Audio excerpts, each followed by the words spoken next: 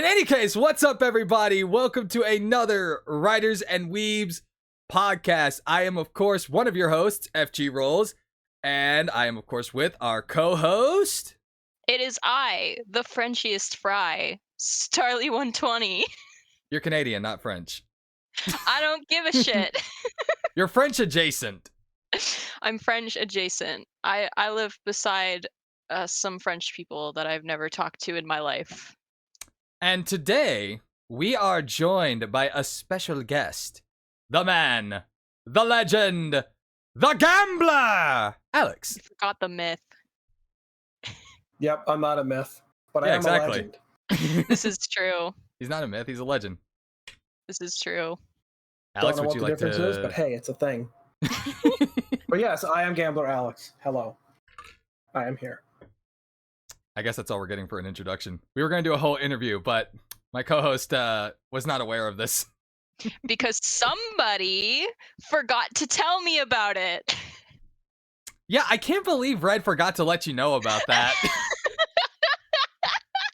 And Yeah, any- Red, about how right. could you do that? In God any- damn it, Red, you had one fucking job. In any case, today is going to be a bit of an interesting day, not only because we have our special guest, but because literally just strap yourselves in for another fairy tale discussion, basically. Because I'm just going ahead and warning everybody, because today I have selected the topic and we are talking about deaths in media. Technically, deaths in anime is more likely because we are all more weebs than anything else. So let's be real. I thought it was characters who should have died. Are we just talking about deaths in general? It can be either one because I feel like we need to have a discussion about about death, anyways, in media. So I figured boy. this is a pretty good segue. Okay. I 'Cause got you.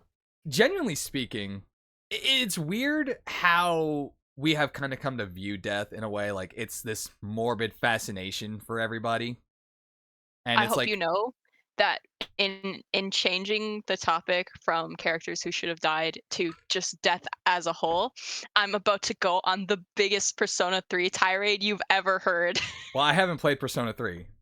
Yeah, I'm gonna go on the biggest spoiler-free Persona 3 tirade you've ever heard. Good luck with that. All right. I mean, to be fair, we can still stick to death in anime, but it's more just because I think death is such a fascinating subject in terms of Oh, storytelling. it definitely is. Star has officially kicked off the podcast. Listen, I have a lot to say about Persona 3 and the concept of death, okay? That game Just is to be fucking fair. immaculate.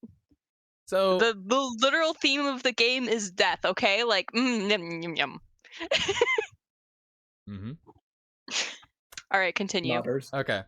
So, reason I find death to be such a fascinating storytelling element is because I find that most stories stick to two different camps. You either have the stories where, oh boy, nobody dies, everybody gets a happy fucking ending, except maybe the bad guy. But even he kind of gets a happy ending. Don't ask me why. Or the camp is actual death that has actual impact. Okay, so on one side we have FT, on the other side we have Danganronpa. Pretty much. Yeah. I was gonna say there is also the camp of, well, we kill everything, so you don't even care anymore. Isn't that As just in my opinion, this will piss a lot of people off. Attack on Titan. Yes! I They was kill just- everybody, they kill everybody off, so then the death doesn't actually mean anything. I You was watch just everybody about to die ask in a you. s- I literally basically dropped, and I might continue it just to see how it ends, but I dropped after the Perfect Pitch episode, which you haven't seen. But I dropped after that because I was like, that's not not possible with what happened, where everyone died in a single attack and 1,000 people died. Okay, I'm sure there's shrapnel, but it's not going to kill everybody instantly. Come now. But hey, Yeah. I digress. But guess they kill them off so much that it just has no impact, Yeah. Yep. like, at all. So I That's guess- definitely something you need to look forward or look out for, right? Is when you're writing character deaths, it's you can have too much or too little, but when you have too much, it's it can lose the impact that the And deaths like, have. I am gonna rip on one character in One Piece to begin with, but One Piece doesn't really have a lot of death either. Fair But enough. it does do death when it's impactful. Yeah. The writer just doesn't like to do it for no reason. Yeah. Mhm. So, like, characters do die, very few, but generally when it's really impactful for it to happen. Yeah. Mhm. And that's However, how it one should of be. them in the Alabaster arc in One Piece, Pell basically Oh, can boy. turn into a bird, and he carries the equivalent of a nuclear bomb because it will blow up an entire capital city and kill everybody, right? Yep. He carries the bomb into the sky so that no one in the capital will die. It will just blow him up. He will die. Except he lives and only has a broken arm. I remember that. It is so impactful. You watch him do that, you're like, what a sacrifice. You're actually feeling Oh, this. man. And then Vivi's freaking out. He's dead. It's done. And then next day he's just standing there with a broken arm, like, hi, I'm alive. No explanation to how he survived. That's how it feels in FT most of the time as well. Yeah. So I guess it's more accurate to say it's like, while there are two major camps when it comes to death, everything, like, with all, it's more of a scale. I shouldn't have said camps. It's more of a scale. And Mhm. everything can fall somewhere between the scale. So, yep. But now that we're bringing up One Piece, though, I'd love how they did that with Pell. And the first major death we all get to react to is a goddamn ship. Yeah. It's a ship! Right? And It's a ship, but it is so sad. I fucking queeked like a baby. I know. Very.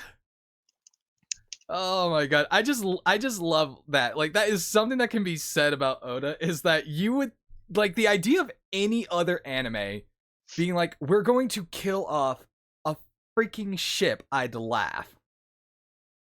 But legit, the Going Mary's death scene is probably one of the hardest hitting moments ever.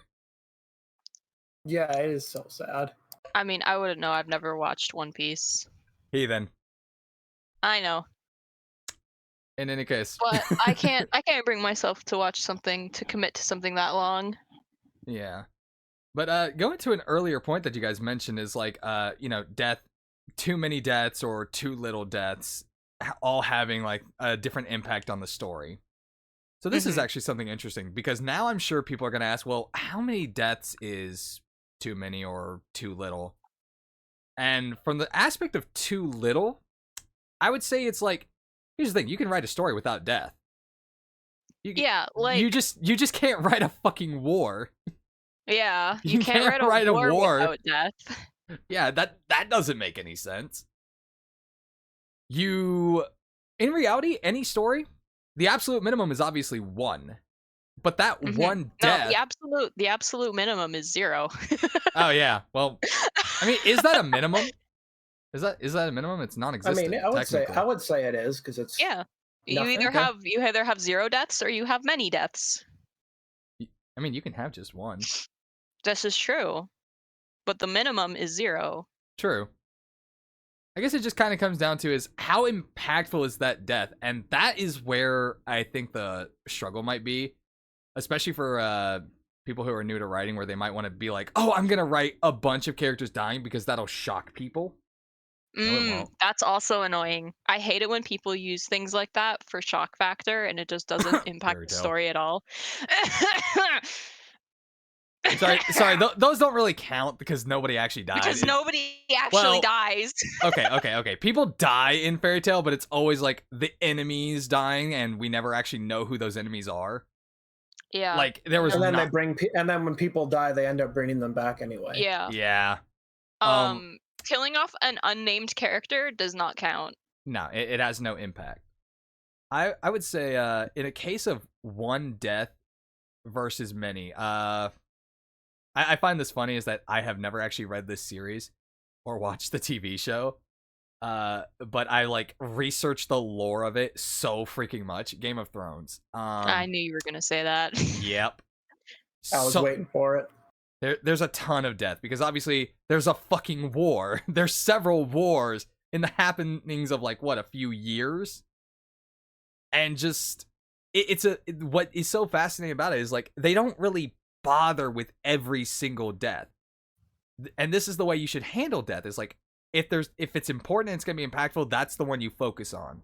Like the death of Yeah. Ned Stark, the guy was executed, and it sparked everything that came about in the next several books.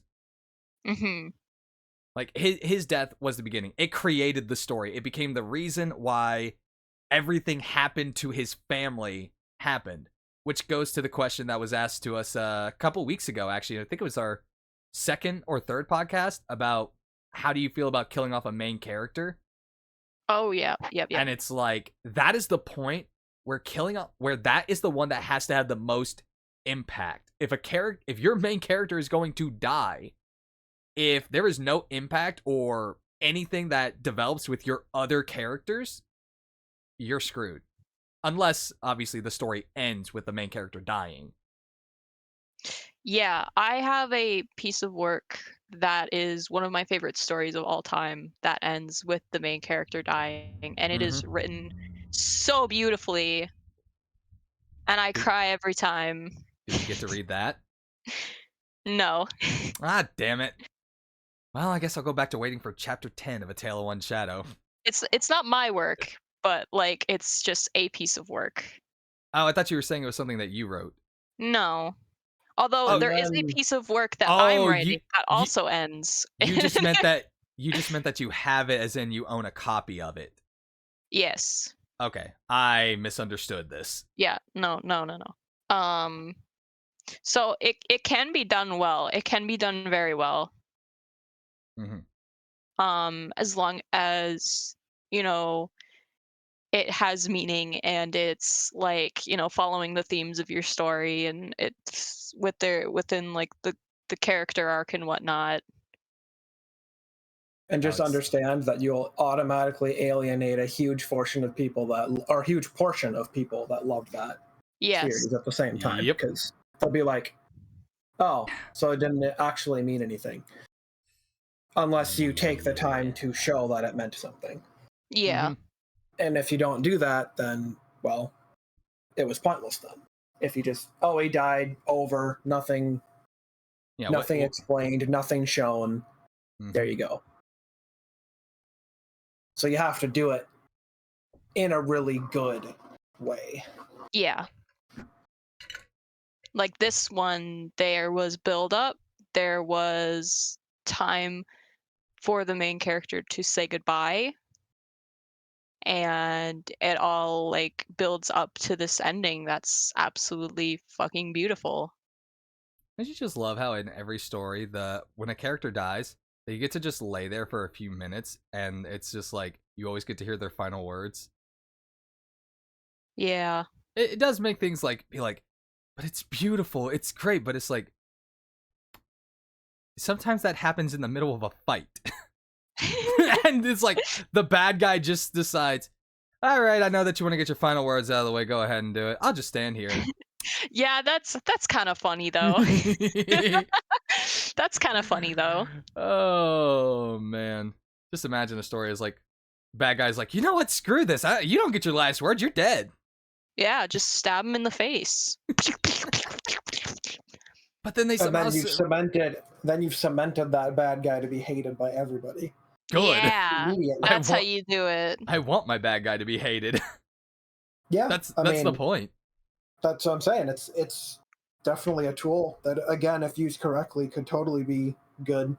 Mm-hmm. I mean, it's used in a lot of the someone dies that knew a secret and they didn't get to say it, and Yeah. then it's the trope they get shot or killed before they can finish, Yeah. kind of deal. Like, it's a trope, but if well done and well executed, it obviously Yeah. can be good, like anything don't- else. I don't know if I like that trope or not. I don't know if I like would just find it annoying if I saw that in a story and I was like, well, I don't know. I feel like it'd be interesting if like we the audience knew the story or like knew the secret and that the character was trying to pass on and then they died before they could. So like maybe that could fill the audience with like dread with it, with the idea of these characters not getting this dramatic important irony. knowledge. Yeah, dramatic irony. That shit's great. Like No, that's that's what I mean. It's like there's ways you can do it yeah. Usually the to audience make is it well done. usually the audience Yeah. is aware of the secret, but the characters aren't. So you spend the whole time wondering. It's like, oh my god, how are they going to find out? Oh, that is also true. Yeah. Or And I they thi- keep doing the absolute opposite of what they should be doing, and you're like, no, yes. gonna ruin I love everything. it. Oh man, Uh, I would say probably one of my favorite aspects. Like, sorry, talking about the thing about the character just killing. I think the idea of killing off a character without allowing them to do the last goodbye things, the heartfelt thing, is just a good way of cementing this character is actually just kind of a dick. Like, I have made my opinion about this very clear. I am not always the biggest fan of the understandable villain, the one who has the sad, tragic backstory that made them into the villain who they are. I'm like, Yeah, like sometimes you just need a psychopath, and honestly, Yeah. that's what I'm working with. yeah, it's like I don't have a reason for why Ash is a psychopath. She literally just is. I mean, there's nothing wrong with the understandable villain, but I also feel like it could be Sometimes- complemented by a more psychopathic one to go along Yeah, with like it. sometimes we just need a psychopath. Like, I guess a pretty good example of this is Vader and Palpatine from Star Wars. Because Vader was, I'm not going to say he was an understandable villain because holy shit, he slaughtered a bunch of kids for reasons. Just gonna move on past that one. To be fair, there's really nothing to be fair about Star Wars way they went about that one. It's just like, are we really gonna say he's redeemed because he decided to kill the Emperor after he slaughtered an entire temple of children and led a crusade Yeah. against all the Jedi? Yeah, mean, I don't he know. was trying to, Yeah. but he died trying to start. Yeah. So it's like you can't. I guess you can't really say he ever got a chance to actually redeem, but he did put in the major point of allowing all these other children and people to not be under that ring of terror anymore. Yeah, I guess that's fair. So it's like it's a balance. It's all weird, and it's weird to say that anyone redeemed anything bad Yeah. or good that they ever did at the same time. Yeah. As a matter of fact, they just did it. But I guess that You wasn't know, the it's within the guess- eyes of the watcher. You know, Yeah. I guess in the end though, it wasn't a question of whether he was redeemed. It was more a question is could we understand the actions Anakin took when he became Vader? And it's like, I guess so. He was manipulated by a man he saw as a father figure in a way, because the Jedi Council was a bag of dicks. And it was like his wife was in danger, and in the end, all he was doing was seeking a way to save her. So I guess we could say he was the understandable villain, but Palpatine was definitely the psychopath because we had no idea why he was doing it other than a thirst for power.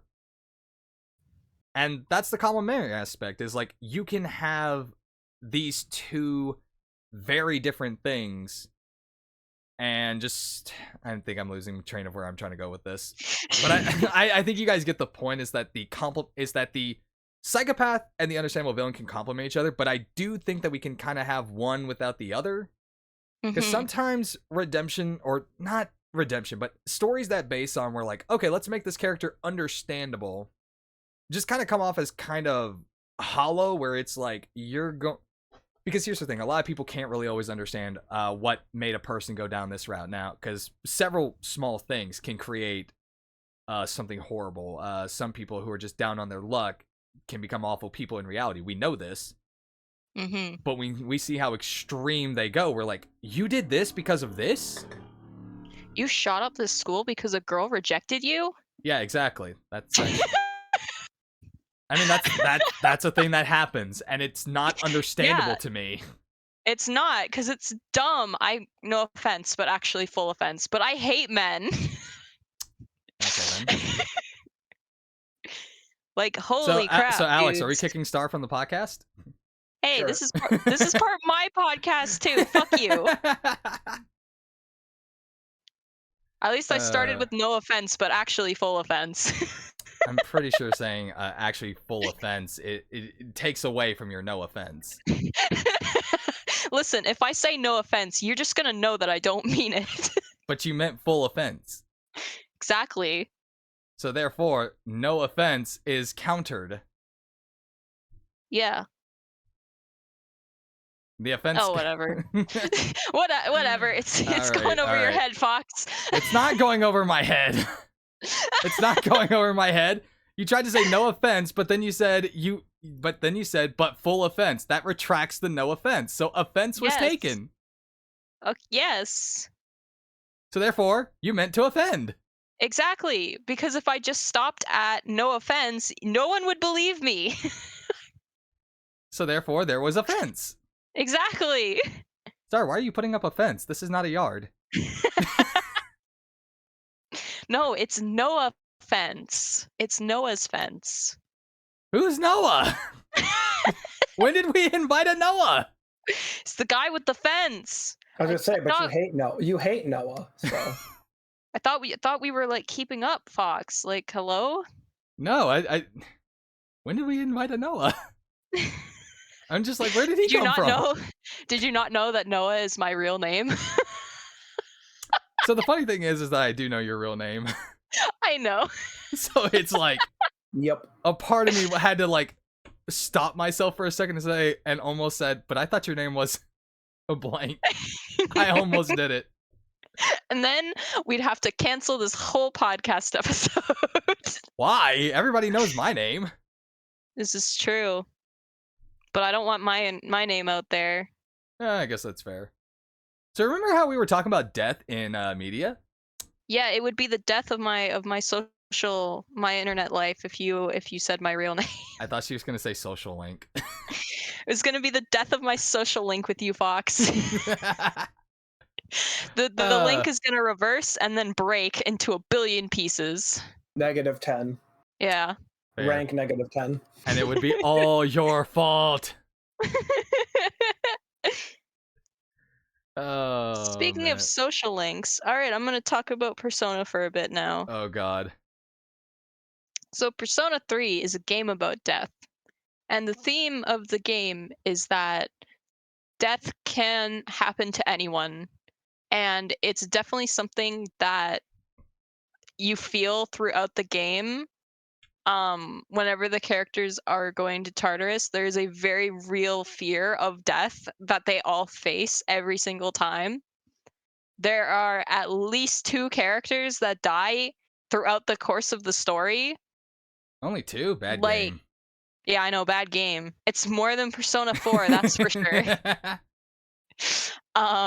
Which I'll get to Wait, later. hold up. Actually, that's not true at all. 2 people die at the very beginning of Persona 4. Oh, that's so true. Oh my god. It's how we start this whole game.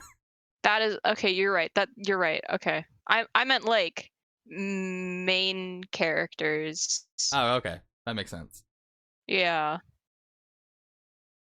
Like 2 main characters die. Spoilers, but I won't tell you who they are. I can guess. Oh god, he's gonna guess. Is one of them at least... You know what? Never mind. Yeah, don't. I'm not gonna answer even if you do guess. Oh, now he's thinking about it. And Got the both mind turning. Oh no, I'm just going, deaths, both deaths have an impact on the characters surrounding them and the story. One of the deaths, like, is basically just a way for one of the characters to grow and evolve as a person. And their character arcs are so good because it's them coming to terms with death and the losses they face throughout the story. And the fact that the summoning of their persona, everybody always makes this dumb joke, they fucking shoot themselves in the head. But the way that they you like summon their personas, the reason for the evoker is to Face mortality. yeah, thank you, Mom.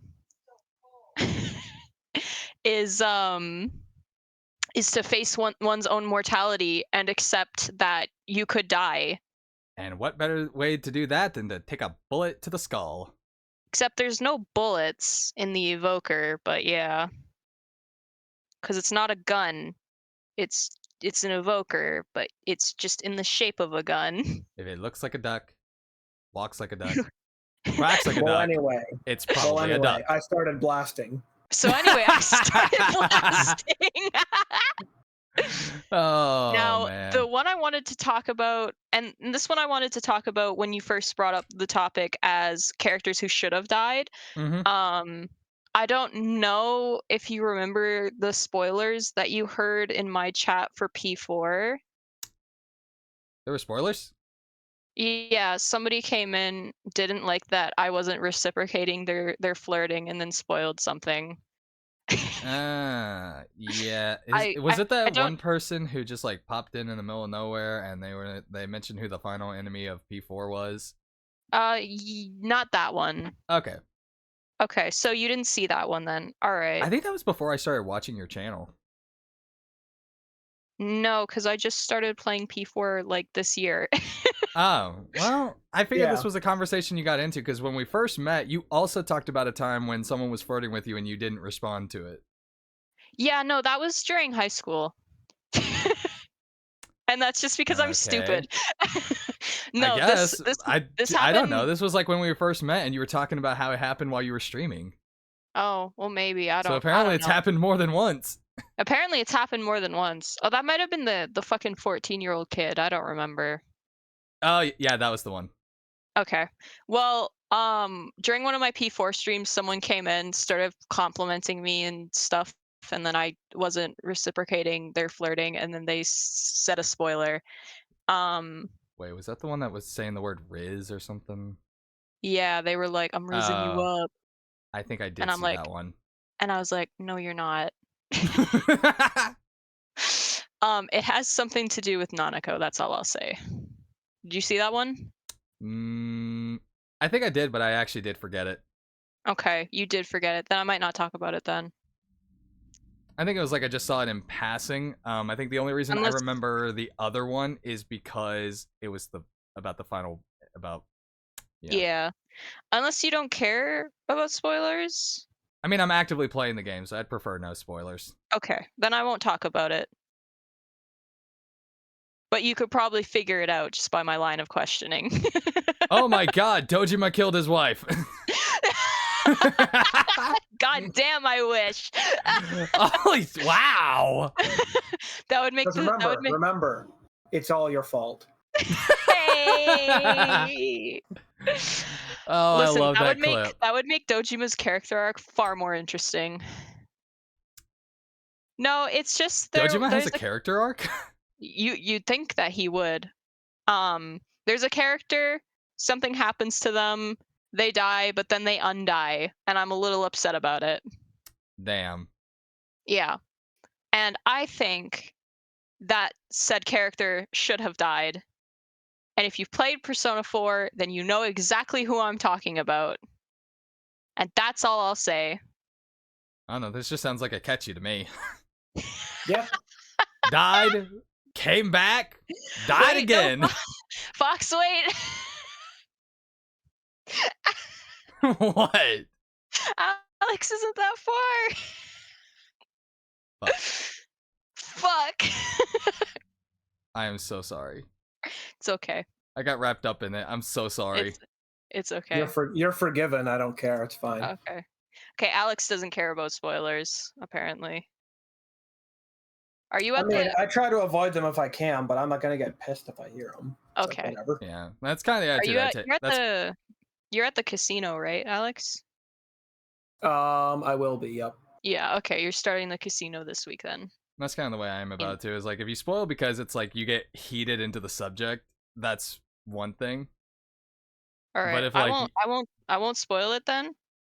And I'll let you come to your own conclusions when we get there. but just know that it's kind of annoying. But yeah, I do apologize. I do want to stay on the record. I usually try not to spoil, but I got really into the subject. And I was just like, it slipped my mind that, oh shit, Alex was playing the game. I was like, uh-oh. Yeah. Yeah, please don't try to actively spoil for things. That's when it's annoying. And, like, if someone does it by accident, it's like, I can't get pissed about that. Yeah, that's why I was like, I was asking what you remembered being spoiled in my chat for no reason, before I went out and said it. Yeah, no, I don't think I saw that comment, or if I did, I legitimately forgot about it. The only one I remember is the other one, because I was just, like, astonished that it was just sitting there. Because it was like, what the hell? I didn't understand what, like, led up to that. Nothing. That was their first chat message. Yeah, I think that's why it sticks in my memory, so I'm not forgetting that. Even though every time I play Persona 4 now, it's like, I have to pretend I don't already know what's gonna happen. Yeah, and it sucks that that happened. Yeah. Like people are annoying like that. But anyways, death to people who spoil. Oh. Spoilers will be prosecuted. Spoilers will be executed. Star just over here being like, how do we save Fox from this? Because no matter what, I'm getting executed, apparently. Yeah, you are.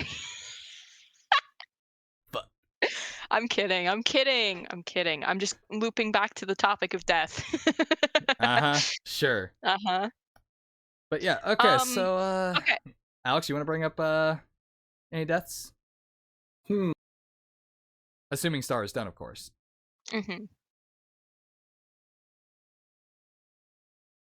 I know I brought up the biggest one already. That AOT? annoyed the hell out of me. Because well, I was gonna say, okay. So you have series like Attack on Titan where everybody dies, right? And it stops having an impact. I'd say around season 2, I stopped caring about any of it. It's like, okay, sure, keep watching, whatever. Like, everyone's gonna die. It's bleak. That's how it is. But another series where everybody dies, but almost, I wouldn't say all, but almost all of them have an impact, was Akame ga Kill. Ooh. You watch a villain whose whole job is to burn people alive who are not on the Empire's side. Oh, right? yeah. And he is when he dies. Yeah. But his flashback and his thoughts about his girls, his wife and his little girl, and how they won't have him anymore and they won't be taken care of anymore is so sad. And you've seen the awful shit that he has done, and yet I still almost cried at that because it was so sad. And it's like, he's the worst of the worst. And he literally says, I am the worst of the worst. I don't deserve to hold my daughter, but I still get to. Yep. Because he does horrible things. Given like mad Spy Family vibes. Like I can see that being Lloyd on his deathbed, thinking about his girls. Oh boy. Yeah, and like, but Star, stop reading the like every character, even the main characters in that series, like all of them but a couple die, and then it's kind of said that they will die too eventually. They achieve what they set out to achieve, so I won't spoil that much. But the deaths are very impactful, and a lot of people don't even like that show. I liked it. Or whatever. Akame got killed. I liked it. Yeah, I haven't seen it, but it's on my list, so I'm planning to watch it sometime. You would absolutely love it. It is so up your alley just because of the writing and the tragic deaths. Oh boy, I'll definitely have to check it out sometime. And like I agree with Alex, it's like every death has a purpose. Yeah, it all has a purpose, and it all has an emotional impact. And for some of them, you only get the character that dies. You only get like a full dedicated episode before they die with them to like really go into who they are, and it still just impacts you because it's so well written and so well done that it just hits home. And then some you get way more episodes than that, but like it's just the difference between the two, even though they're both, oh well, everyone dies in Bleak. The difference in feeling I had watching Attack That on Titan in comparison to Yeah, that so like that. another series where a lot of people die, like almost all of the entire cast dies is Danganronpa. And if you know me, you know I love Danganronpa. Yep. I have played the trilogy plus UDG multiple times. My favorite trial is the second trial from the second game, and it's because um it got me to care about two characters that I had previously not cared about and cried at their deaths. Well, death. There was only one of them died, but yeah, it was heart-wrenching, and it's still to this day the only trial that I actually cried during because it was just that well done. Like Danganronpa 2 is really really good at its deaths. Like there was one, and this is just case 3 syndrome. Like case 3 and all 3 games are trash. But like Damn. hey, it's not just me who says it. It's literally everyone. Case 3 in Danganronpa games is usually very bad. So is that just a part of their formula then? If it's like that in every game? Yeah, cuz what they do is they like to go for a double kill, and it just ends up not being good. Ah. Um what I I like will. I was gonna say, very sorry, my dogs are barking. I gotta check on them quick. All right. Eh, So I no gotta problem. step away for like a few seconds. If you want to continue, that's fine. Okay. Yeah, go ahead, Star. What I like about Danganronpa is definitely the motives. Like they're like nobody kills for no reason, right? They all want to like get out and go back to their normal lives, and the only way to do that is to start killing. Like Yeah. death is treated like, like it should be amongst a group of teenagers who are trapped in a school or on an island, and the only way out is to murder each other, right? Suddenly I'm very worried about being stuck anywhere near Star. Nah, if I was in Danganronpa, I would die. Probably. Like it'd be a coin toss between who would go first, you or me. The problem is that I would just never leave my room. Oh yeah, true. Oh my Actually, god, where's Star? She's probably dead. And then I just peek my head out of my room. I Eh? would probably always be in my room too. Then you would have fucking Monokuma coming in and being like, "Oh hey, new rule: you can't stay in your room for more than 1 hour per day." No! Oh man. Monokuma, please. But I do want to also, I guess to go into this a little bit. First of all, I want to thank Alex for mentioning Akame ga Kill. I wish I had remembered that anime. What was it, last week or the week before that? Someone was asking, "Hey, what is your favorite? Like, what is a series where you liked the anime but did not like the manga?" Oh yeah, I remember that. Akame ga Kill is actually 100% the answer. Oh really? I Manga love the wasn't good? I love the anime, but the manga kind of fell flat. I guess it didn't exact Gee. And like it's funny because it's the opposite for most people, which what is weird. they So many people that hate the anime love the manga more. the Interesting. manga So ending was so ass. there's such a weird like divide because at the end it obviously changed the ending from what happened in the manga, and Yeah, a lot of people like one or the other more, and it's I kind of guess interesting how that like is. But the overall manga I would agree is like better than the anime, but the ending is like it felt like the ending of the anime fell more in line with everything that the story of Akame ga Kill was telling, which is just death and sacrifice. Whereas the end of the manga was like I wouldn't say everyone got their happy ending or anything, but I don't know. That's why I like to read like the manga as well as watch the anime just to see the differences. Yeah, it was definitely how do I put it? It was kind of like Full Metal Alchemist and Soul Eater. Is the anime hit the ending before the mangas ever did, Yeah. so it was like they had to write their own thing, and I think they did it beautifully. or They kind def of like the also I agree with that. Sorry, Fox, I didn't mean to cut you off. Do you want Yeah, to no, say it's no anything else? problem. I think what I was saying was damn, I honestly forgot what I was saying. I ruined it. I knew I was gonna. I was like, the moment I spoke, I'm like, well, I messed up. He's gonna forget. That's fine. Because I would do the same thing, I swear. Yeah. But as I say, like, I've read some light novels recently of like anime or manga that I've seen, and it's ridiculous. Like, the context you're never given. You're like, wow, they never explain how this thing works. Well, I mean, in a light Fate novel, Stay they Night. do. Listen, Fate Stay Night is something else, all right? Like, Look, I'm just saying is that they took like taking away the characters' inner monologues. I understand that it's adapting a light novel into a light novel, visual novel, or whatever into an anime. It's hard to do, but it's like there's so much connotation and nuance that is yeah, taken away in the adaptation. they definitely made Shiro look like a fucking maniac. Like they made him. Which I guess isn't like. I mean, he is a not true. maniac. He Kind of is. is a maniac. But at least, like, in the VN, we get more of, like, his thought process towards being a maniac, you know? Yeah. Mhm. He's a maniac, but for good reason. Like it's when it's definitely interacting with other Fate fans where they're like, "Oh, I dislike Shiro because he's so two-dimensional." I'm like, "Huh?"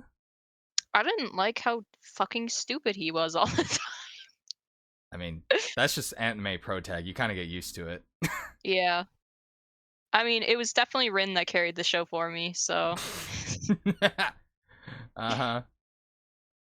You heard Maniac. Is it Star? I mean, you're not wrong. Absolutely. Okay, I guess it's my turn to mention a show that had a lot of deaths, but eventually lost their impact a little bit. Okay. Hot take. Actually, this isn't even a hot take. Dragon Ball. Oh, yeah, that's not a hot take at all. Like, Because everyone dies and they get brought back anyway. yeah, No one's actually Yeah. dead. it's so And they- fucking bad. The deaths don't matter, but at the same time, it's like Yeah. I'll give Toriyama credit that when deaths do happen, he tries to make them big. Like, killed off Krillin twice.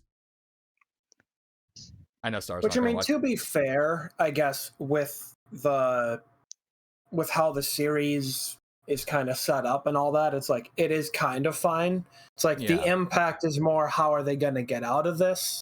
Yeah. If it's like a strong person and they lose them, and it's like, okay, now they don't have that ally, how are they going to get out of this? Kind of thing.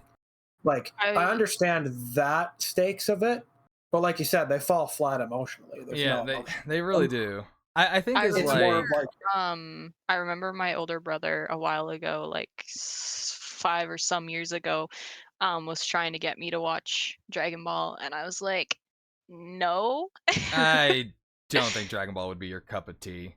It's definitely not, and I'm glad that I never did sit down and watch it because I feel like I would have just hated it.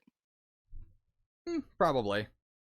I would say, but going on to the death thing, I do think Toriyama does the whole aspect of, okay, the deaths don't really have any real stakes because obviously you can always wish them back.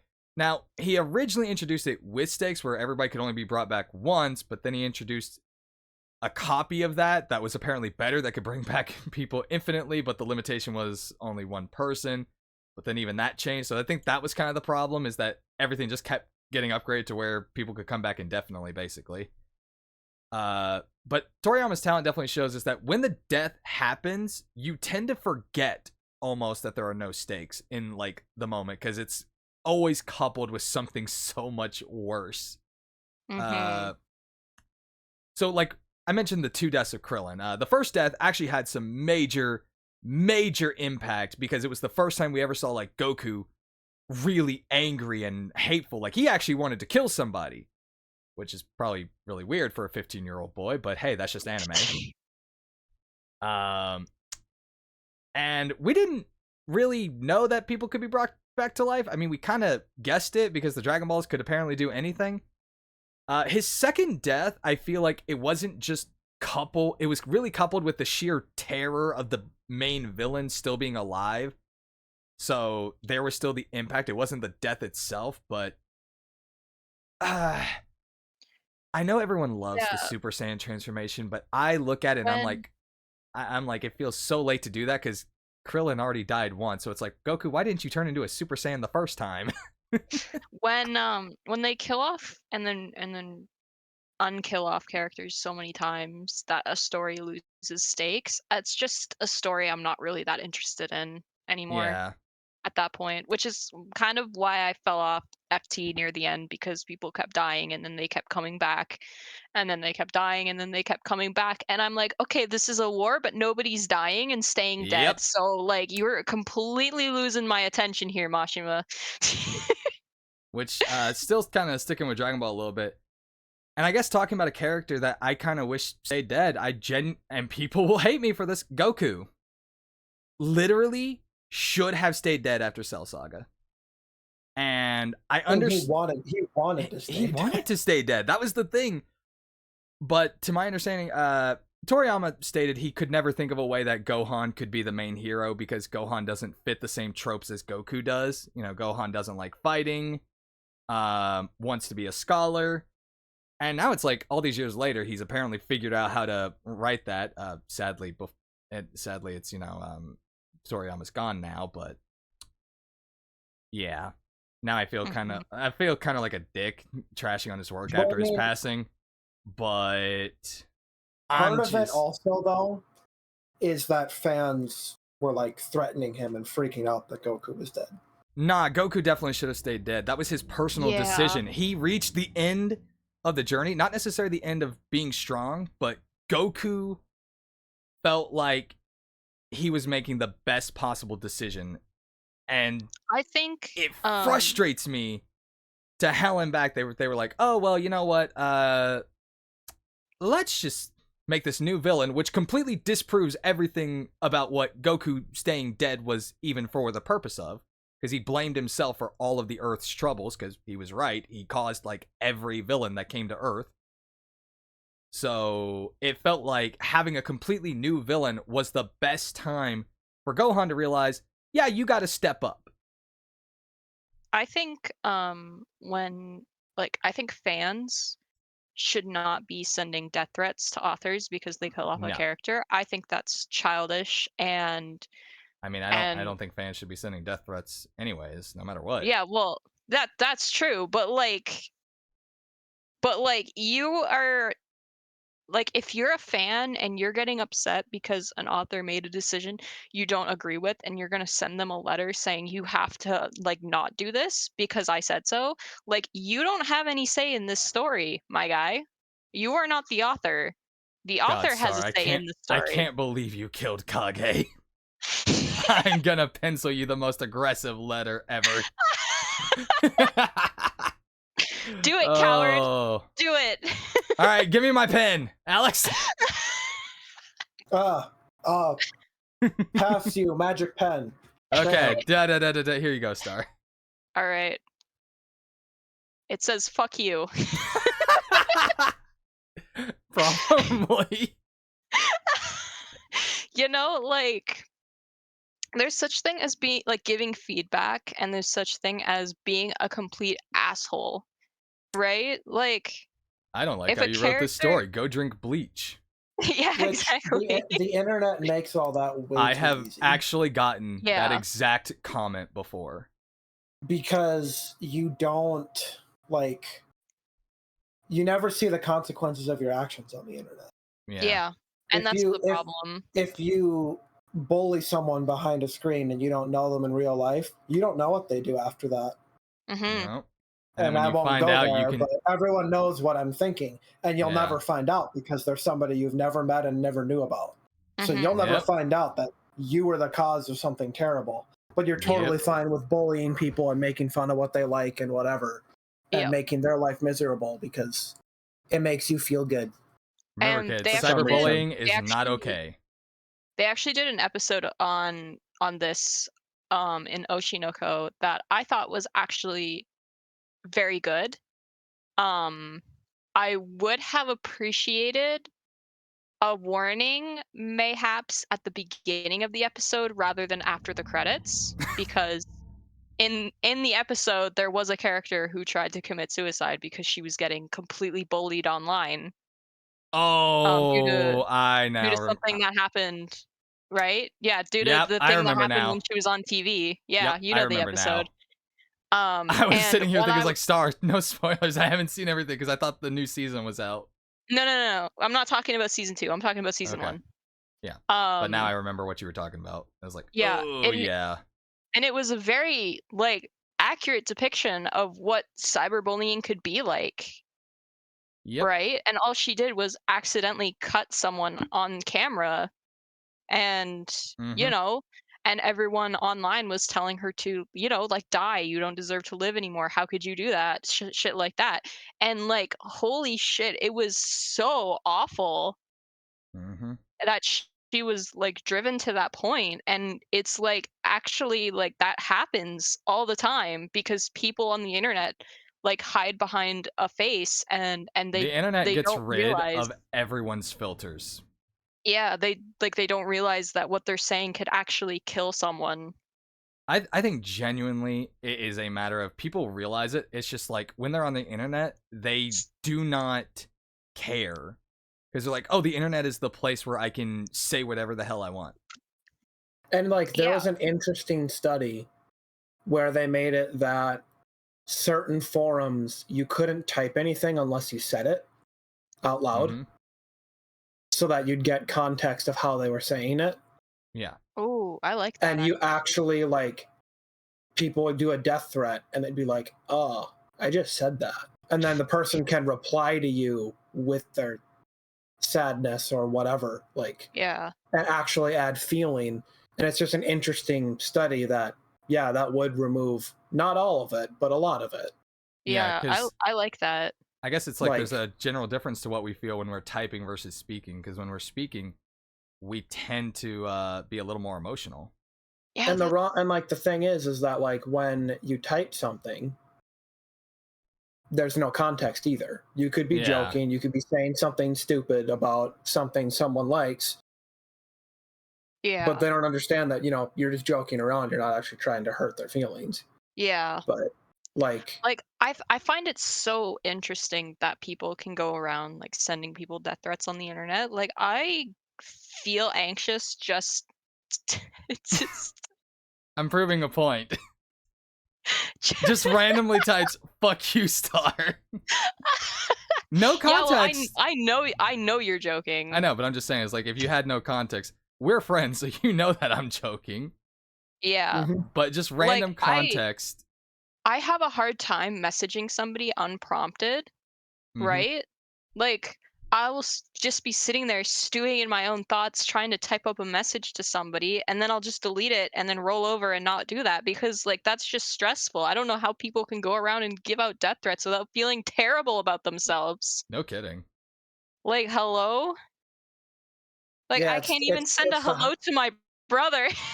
it's the hide behind the, it's the hide behind the screen, hide behind Yeah, the web. I guess it's because, like, I don't really use the internet as like a way to hide myself. Like, I'm myself on the internet as much as I am off Yeah. the internet. Yeah, Excuse like, me. I Um, hope nobody just heard my stomach growling. oh, no.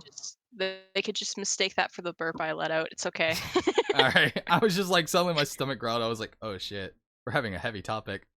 Yeah, Uh, and now your tummies are rumbling. what? But yeah, so that's something I find very interesting Yeah. about people on the internet, how they can say all this terrible shit and not feel bad about it. Yeah. But yeah, some people just have like a disconnect It's like they have no being empathy. on the internet. Like, yeah, like Fox said, it destroys all their filters. And Yeah, it is so weird because I could never say things like that. And right? of all the things that I struggle most with, it's empathy. It totally is. And Yep. Yeah, I sadly have to say that. Like, yeah, when I care about somebody, I do care when they're down. I do care. I do try to do that. But if I don't know somebody, I do not. I think Like, Zatonic at all. agrees. I could unfortunately, that's just kind of how I am. Like, Yeah. if I hear something bad happen to somebody I don't know, it's like, well, I mean, I feel bad, but am I just saying that? Because I didn't Yeah. actually feel anything. But like, it's kind of a thing I struggle with. And yet I could never see myself doing that. Mm-hmm. So like you said, I just cannot understand, because it's like, and I think I struggle with empathy, and these regular people are just totally fine doing this. And it Yeah. doesn't hurt them at Yep. all. And I'm like, Yeah. and It's I thought I was ridiculous. bad at empathy unless I really knew somebody. Yeah, like What? I feel bad. I feel bad fucking telling a video game character that it's her fault that her life is fucking ruined.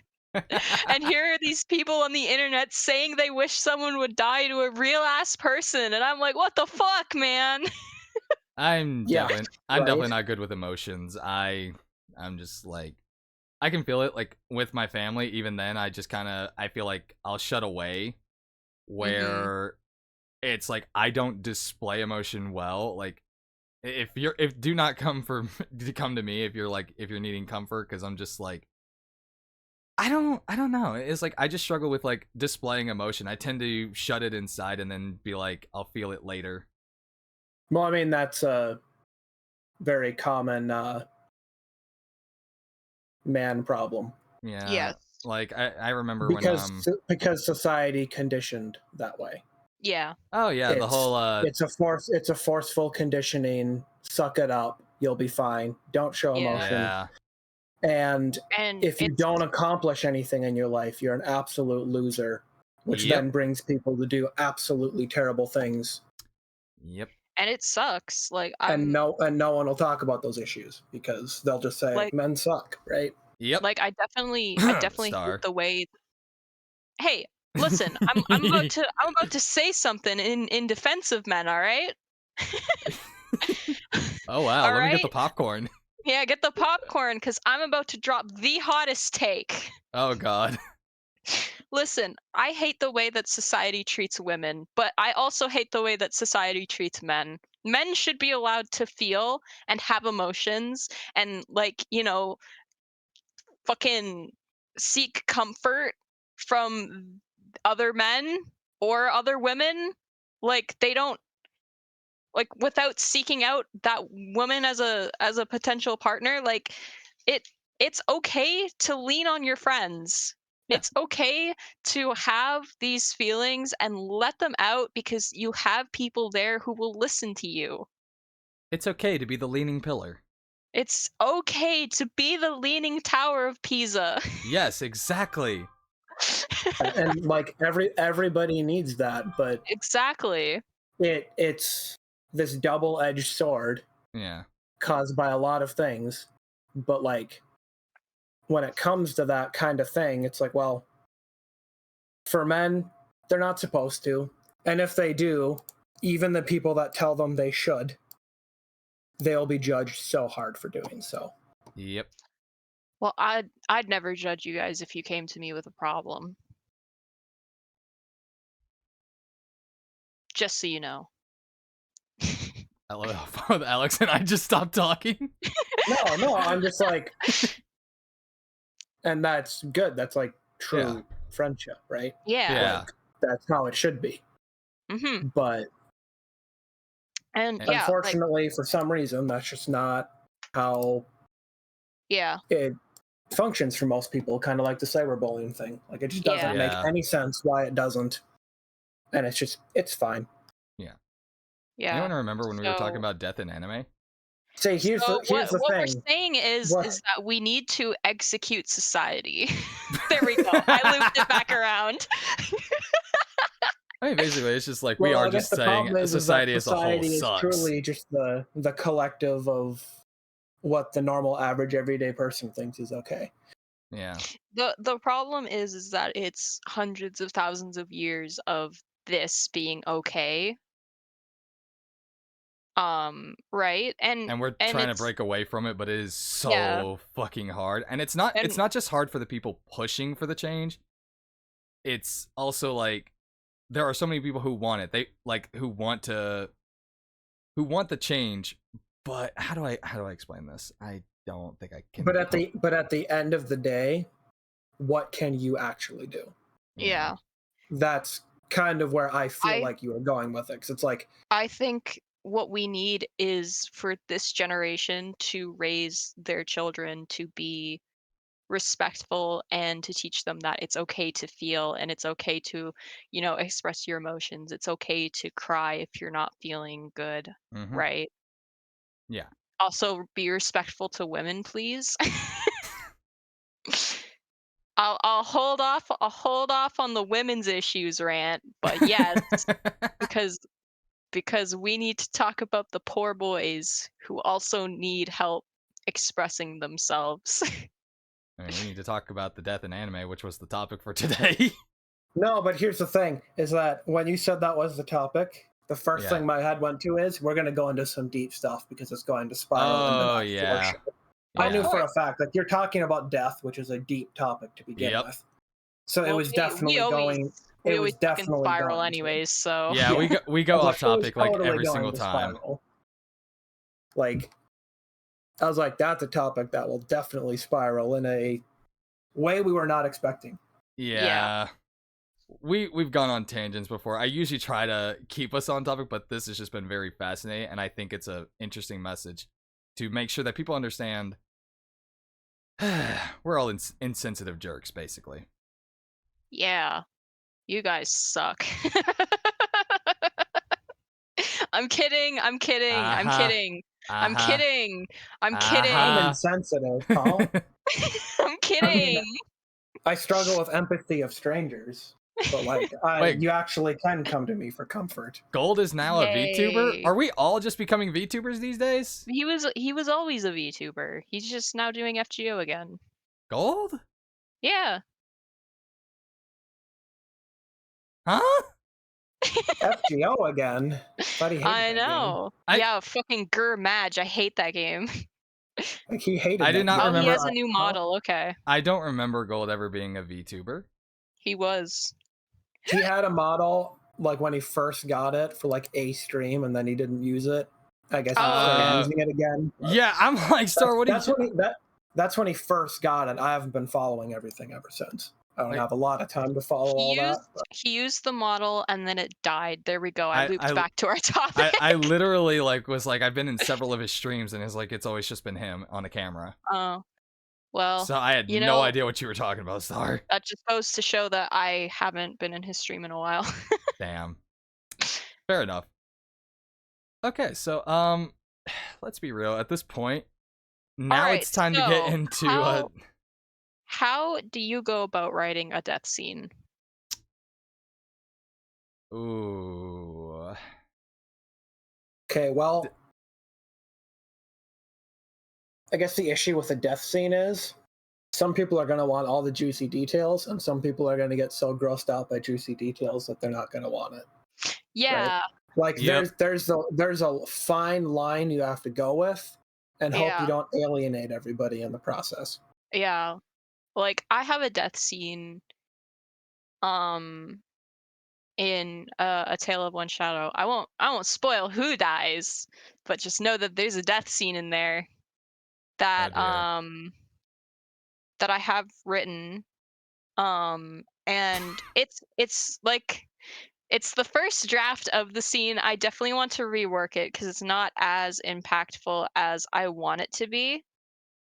Mm-hmm. Um, but yeah, it's definitely the trying to make it impactful with like while also not making it like gory, like as gory as it could be. Like I definitely don't think it needs to be gory. And it definitely is like it's something that I'm working on. You'd think I'd be very good at writing a death scene if you've read A Tale of One Shadow thus far. Nah. Nah. But yeah, I'm just trying to I'm trying to nail it down. It's like I'm trying to make it kind of slow paced, but my writing doesn't really work for slow paced kind of stuff, you know? So I guess a tip I would give is, always make sure it's within the usual feeling of the story in its entirety, of course. Yeah. So, like, if Yeah. other things have been gory or whatever, then you stick to that. Like, Yeah. and dark, then, you stick to that completely. You just got to stick Yeah. to the same, the same theme, the same feel. Yeah. So Yeah. it doesn't alienate too much, which can also be interesting. Like, Yeah. don't get me wrong, that can be done well when it's done well, where Yeah. like the story completely shifts in what it was about and what it was feeling. Mm-hmm. But that surprise factor can be done poorly, and then everyone hates it. Yeah. Like, Yeah.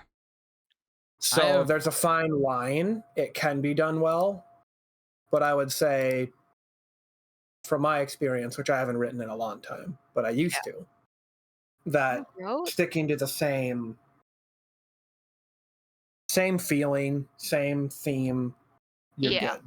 Yeah. So Yeah. It's Although I have a definitely question about this death. Does it impact your story? yes. Okay. I just want to ask. I mean, it, yes. You don't sound very sure of that. No, I mean, I don't want to give anything away. That's the problem. Yeah. No, I that's don't. completely fair. Yeah, I don't want to give anything away because. Because you haven't written it and you're planning to publish the story, so spoiling it makes no sense. How did the character hurt you to warrant that response star? Damn. Oh, I have. so it's a revenge. Oh. It's not a revenge death. Uh-huh. Dog. There is one of those though. Let's see. I have written 2 death scenes for 2 different characters from 2 different stories. I definitely always try to focus on the why is this character going to die, and also the method in which they die. So, and also I try to focus on how is that death actually impactful. So I don't really like to kill a lot of characters, admittedly. I am very much someone who's like, all right, who should die and why would it impact your story at all? In fact, the character that you see as my PNG model is from one of the stories that I created, and he is a character who dies. Oh no. Yeah. Indeed. He died due to well, how do I put this? He died because his brother is a dick. Oh man. And Hate it when that happens. and basically speaking, he got sick, he overworked himself, and eventually he just kind of died. Like, it's not a big dramatic moment really, because it's not supposed to be. Mm-hmm. It is more or less a moment for one of the other characters to learn that his uncle, who is this character, had perished, and now he was faced with the people who were responsible for it. Yeah. And he has to make the decision to kill them himself or to just let them go. Ooh, revenge story. It's not really a revenge story. It's like, it's one big moment in the chapter because he is so angry. And you have a character there who is like giving him the option to execute them himself. And he's literally about ready to take it. I won't say if he did or not, because I never decided. For the other story, it was he was the mentor of the group, so I definitely went for a bit of a different type of death. This is the one I actually told you about before, the character Jonah. The one who you couldn't imagine the story ending in a different way? Yeah. No matter how many times I rewrote the story, he always dies. Because it's about driving the other characters and how much that one death creates something different for them. For example, Tyler sort of takes on Jonah's role for another character later. He uses everything Jonah taught him to try and assist him. To assist these other 2 kids in learning how to be better sorcerers. Tyler, what are you doing? Another character, Allison, is driven by the death to seek revenge. And another character feels like it was just everyone else's fault. So she goes and basically joins the side of the bad guys. Oh, nice. And is just like, if all of this shit hadn't, like, basically she joins the side that isn't apparent to everybody else. Like, the bad side is actually an entire organization of people that the main characters work for anyways. Mm-hmm. But they are seeking a different answer to fix the problem of the demons trying to break through, and their idea is to create more sorcerers.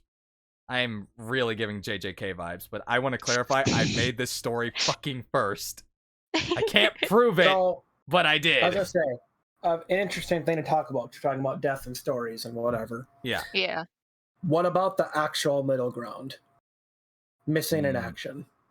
Ooh. Ooh. You know, the character, I guess an example would have been in my story. The most powerful character in the story ends up closing the portal to another realm to save everyone in the actual world that the story takes place in. But now they're in a dangerous realm. You don't know if they're dead. Are they surviving there? Will they ever come back? No one knows. Oh, yeah. Honestly, So that's- there's a duality of certain people are like, they're as good as dead. They're completely dead. Are they? No one knows. Mhm. Kind of thing. So it's That's- like, Yeah. I think it's the same you have an thing interesting with conundrum where, you know, certain characters are like, no, yeah, they're totally dead. And then others are like, how can you say that? And there's like I think it's kind of interesting the- That is a duality very in the world. interesting. That is a very interesting take on character death too. Yeah. yeah. I think it's kind of the Like, same yeah. thing with character death in general, where it's like it's all down to how all the vast number of characters react and how it continues to drive the story. Which I guess another interesting part of that whole deal, don't know if I'll ever actually write it or continue it, is like that character kind of kept that part of the continent they were on safe. Because no Mhm. one wanted to start wars or shit there, because if he picked a side, it was over. Like, Mhm. that's how Yeah. powerful he was. So it was like everyone kind of stayed peaceful and he kept this zone safe. He couldn't do it to the entire continent, you know, only Yeah. an area. But with him gone, now the more wild, evil kind of areas can encroach on there with nothing stopping them. And then chaos ensues as well at the same time. So then, you know, characters have to make a decision. Do you try to spend all your time trying to bring back said character, or do you step up and take care of these problems yourself? Because you kind of have to do both if you're going to try to do the other. Mm-hmm. And it's just a very interesting thing. But I was just like, missing in action is actually kind of an interesting way to do that. Yeah. Rather than they're dead, but I brought them back to life. No. Oh my god. We don't know what happened to them. Yeah. And they're gone.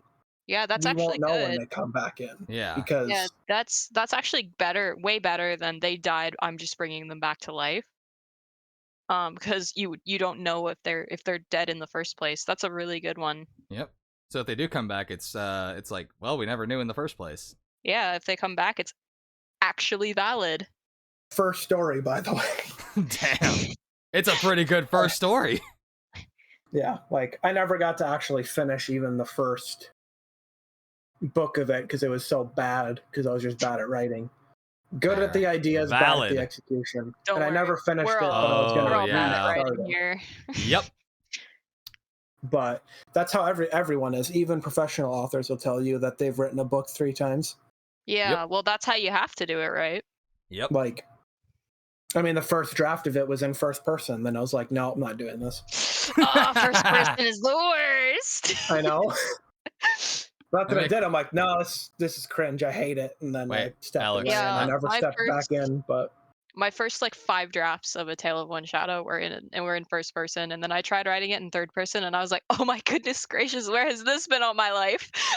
I have to ask, was any segment started with, it was a dark and stormy night? Yes. I was Yes. asking Alex. Oh, okay. no. Oh, Alex is Okay. a better writer than I ever was. Oh man, I remember hearing it's like, okay, don't do that, and I was like, okay, it was a bright and sunny day. Oh man, I did so many stories where it just started with a weather introduction. It's like, why am I doing this? You know what we should watch sometime, Fox? What? It's not an anime, but it's a movie, Mm-hmm. and I forgot the name of it. Give me 1 second. Okay. Although I guess Uh, since we were talking about the eventually the people coming back and how we feel about revivals and stuff, which I guess now easily segues in because we already talked about revivals really ruin a story because it means like what was the point of them dying in the first place?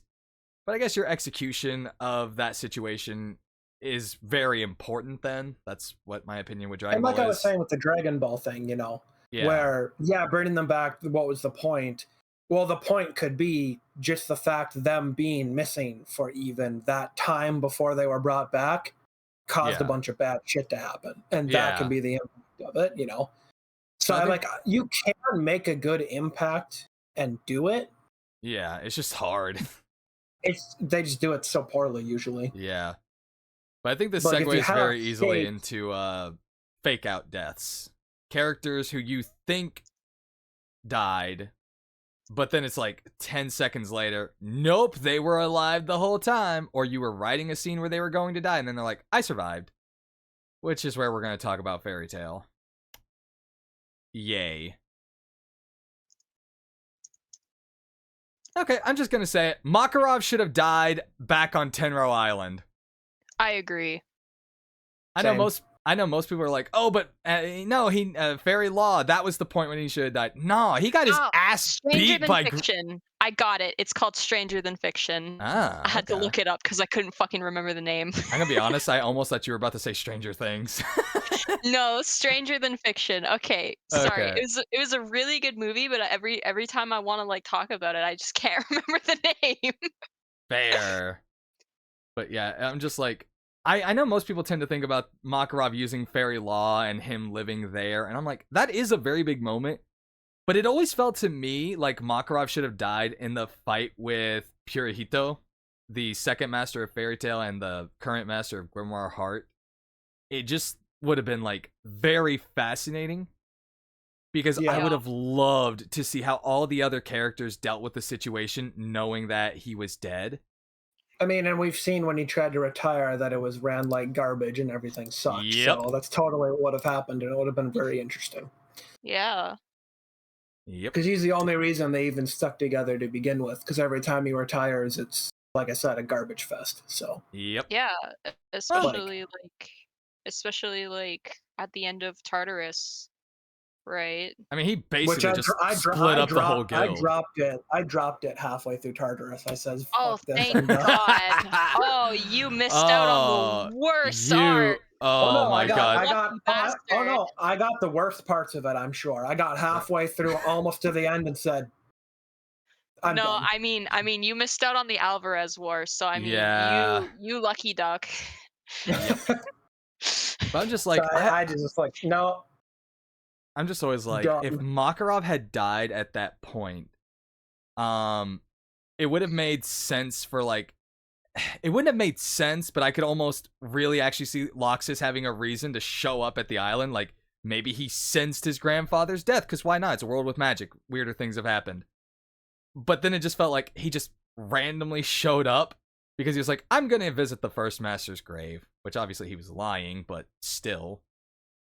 It felt like it would have been so interesting that Loxus as a character wanted to be the master of fairy tale so badly, but he eventually got kicked out of it, only to be brought back after his grandfather's death and step up as the new master of fairy tale as a part of his redemption arc.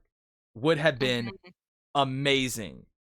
Also, just we talked about this I think last week, but just the whole if he wasn't on the island in the first fucking place.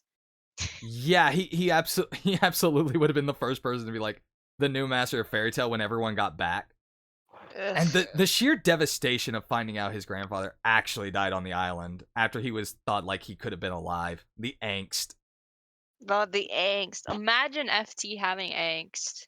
They Mashima tried so many times to provide angst to the story, and oh my god, it just falls fucking flat. Yeah, and then they try to do cool team fights, but then Natsu throws Gajeel on a thing and pushes him away, and then beats the shit out of two people way stronger than him by himself, and it's like, Yeah, I always found that annoying. that scene pissed me off Cool as so it bad. was. Cool I as don't think it was determined that they were was stronger annoying. than him, but it definitely was. I mean, stupid. it was very determined. They were actually awakened, and he wasn't. Or whatever I kind it of just was figured called. like Dragon Force. They were in Dragon Force. yeah. The way I looked at that scene was that they were about as strong as Natsu was in the 7 years prior, and all the fairy tale characters got that weird ass power up from what's her name? Ultier. Ultier. Yeah, they got their second origins, which gives all the characters a buff. I would say, I'm going to be honest with you. I'm gonna say that they faked out Makarov too many times for it to actually matter. Yeah. They did what? The Phantom Hive, they did Tenrojima, they did Alvarez, probably Tartarus as well. I don't fucking remember. I had to think about that for a second. You said Phantom Hive and like, oh, Phantom Lord. All right. Yeah, Phantom Lord, sorry. Why did I say Phantom Hive? I don't know. I don't know. I didn't really view that as a fake out death, but I think that's just a viewer experience. Like, they definitely did try to make it, but it was always like, it's too soon for him to die, in my opinion. And yeah, like at that point, I'm like, oh yeah, he's not gonna die. There's no way. Yeah, Tenryu Like, definitely should have been that moment. Like, he had me for a couple of chapters, and then the ending hit, and I was like, well, you know what? Why even bother? Oh man, and then let's see, who the next person to get like a Loxus's fake death, or like him getting poisoned by the particles. Gajeel. I actually don't understand the Loxus thing. The Loxus thing was that he ate some kind of weird ass particles. What was that about? Because Gajeel ate the same stuff, and Gajeel seemed fine. I don't know. Loxus just kind of absorbed some poison so that everyone else could get out. What was it? I thought it was just raw ether nano or something. No, it was some kind of poison. It was some kind of poison gas, if I'm yeah, because it was in Tartarus. They were dealing with the demons. Yeah, okay. I might need to reread that portion. I wouldn't recommend it. Well, just so I get the full details or something, because I always thought it was like, because it was something about barrier particles, or I think that was just Gajeel, wasn't it? It gets confused. Yeah, it was different because it was a different demon that was doing poison. Yeah. Okay. So he inhaled all of the poison, and then they were like, "No, Loxus, you won't survive that." He just gives him a thumbs up, and then collapses, and then doesn't die. Yep. And then he heals himself later by tricking someone who has the power to dispel something.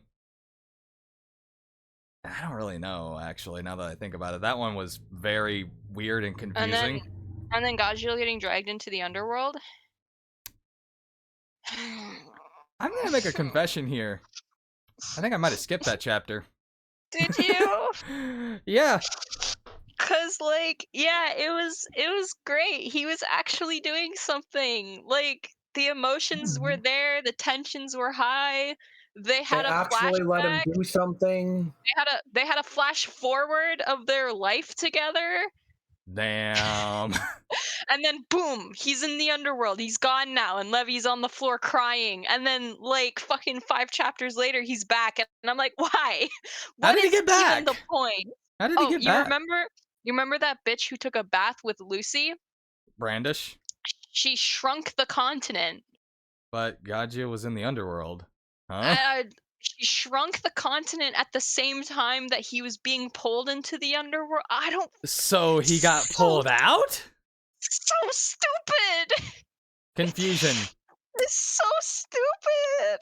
Get yourself in confusion. I'm gonna be real though. I'm like... But it would have been more... It would have been way more badass if he ended up in the underworld and then just survived it. Yeah. Like, lived there and like actually survived, and then they found a way to pull him out. Then it's like, it's kind of the missing in action thing. Nah, Nah, man. But Like he he ends up survived. in the underworld, and so we see him in Mashima's other series, Dead Rock. Poor Gajio. Like, holy Have shit, it either was of you so read? bad. Have either of you read that manga? Why on earth would I read that No. manga? Let me put it like this: it is the direct opposite of Fairy Tail. You want to talk about how Fairy Tail doesn't kill anyone? This manga kills everybody. Yeah, well, good So for it's the Mashima. exact opposite and just as Good, bad. good for Oh, Mashima no. for finally learning how to kill someone Nah, off. let me put it like this. Fairy Tail wants to make you care when people are dying, and it builds up everything for that moment. You It's don't so give a there's no shit when people. payoff.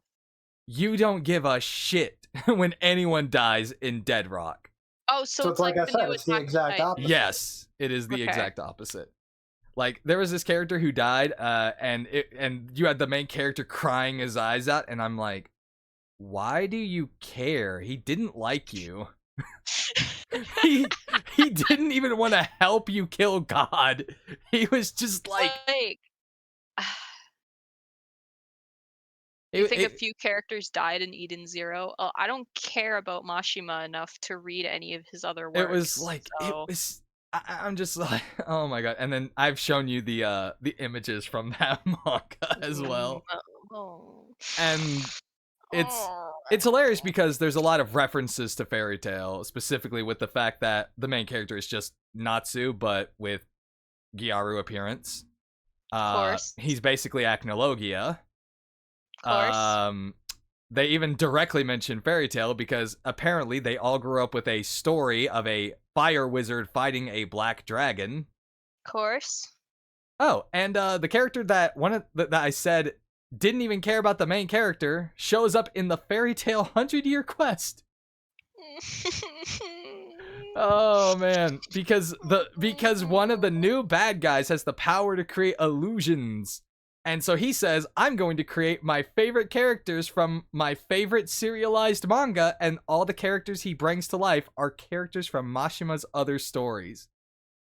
Wow. And I'm I just mean, sitting. What a narcissist. you gotta avoid copyright though.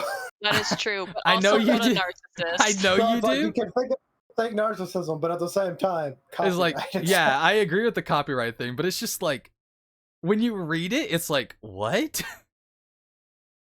Could it just That's funny because in The Dangers in My Heart, there was a character who was using Line, which is just like Japan's version of Discord, and he had a picture. His profile picture was Rem from ReZero. And I had to pause Oh it, and I man. was like, "Wait a second, is that allowed?" Oh.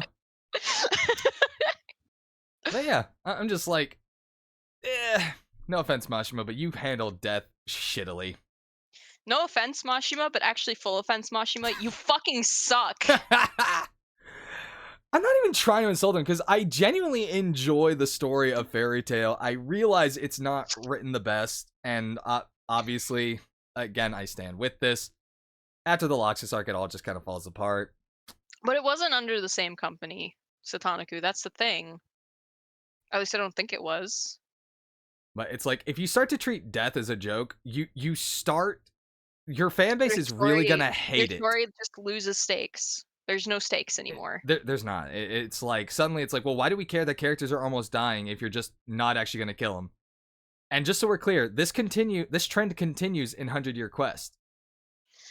All right, let's just.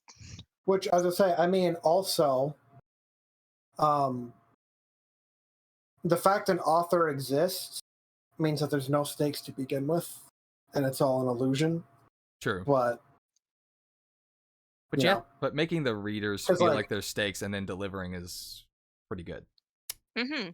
it is good. But I had a scene, and it's a scene that's already published, so I can talk about it. It's the scene where, in chapter 8, where Kage is medically resuscitated. Mm-hmm. And that's something that I was struggling with because I didn't want to do the whole, oh, she dies and then she just undies, but like it actually had, like, there was, like, I actually went and did fucking research behind medical resuscitations just to make sure that scene was like, like it actually worked, like it could have worked in the real world, Yeah. right? Like, does it need to be there for the story? I don't know, maybe. Like, mayhaps, Mayhaps. mayhaps, But like maybe. Alex, what were you saying? Oh, No, I was just saying about the whole like the fact that it's all like superficial because it's all up to a person's whims in their Yeah, head. it's a story. So like the story can completely be ruined for you in an instant. Yeah. mm-hmm. Like it's very interesting, Yeah.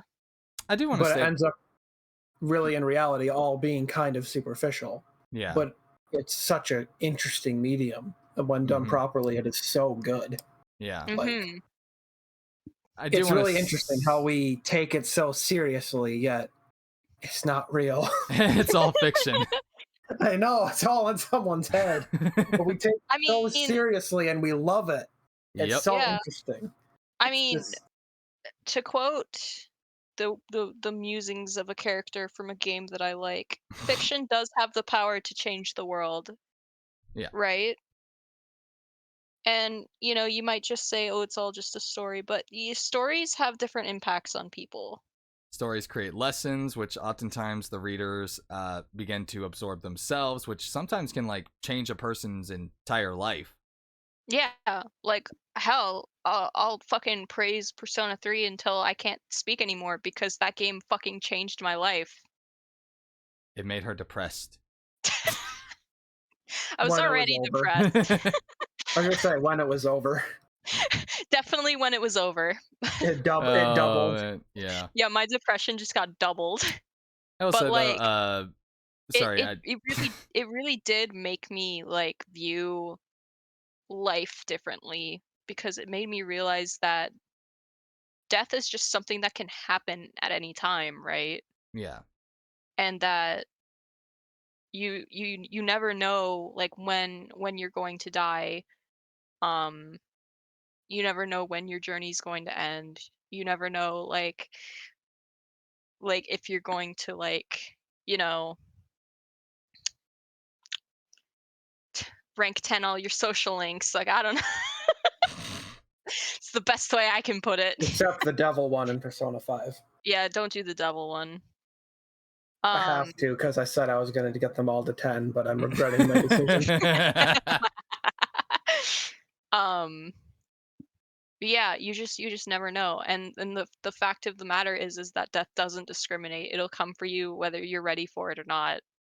Yep. And I just adored the way that death was handled in Persona 3, Damn in it, I knew that. she was gonna do this just to plug Persona 3 for more people to play. Yeah, of course.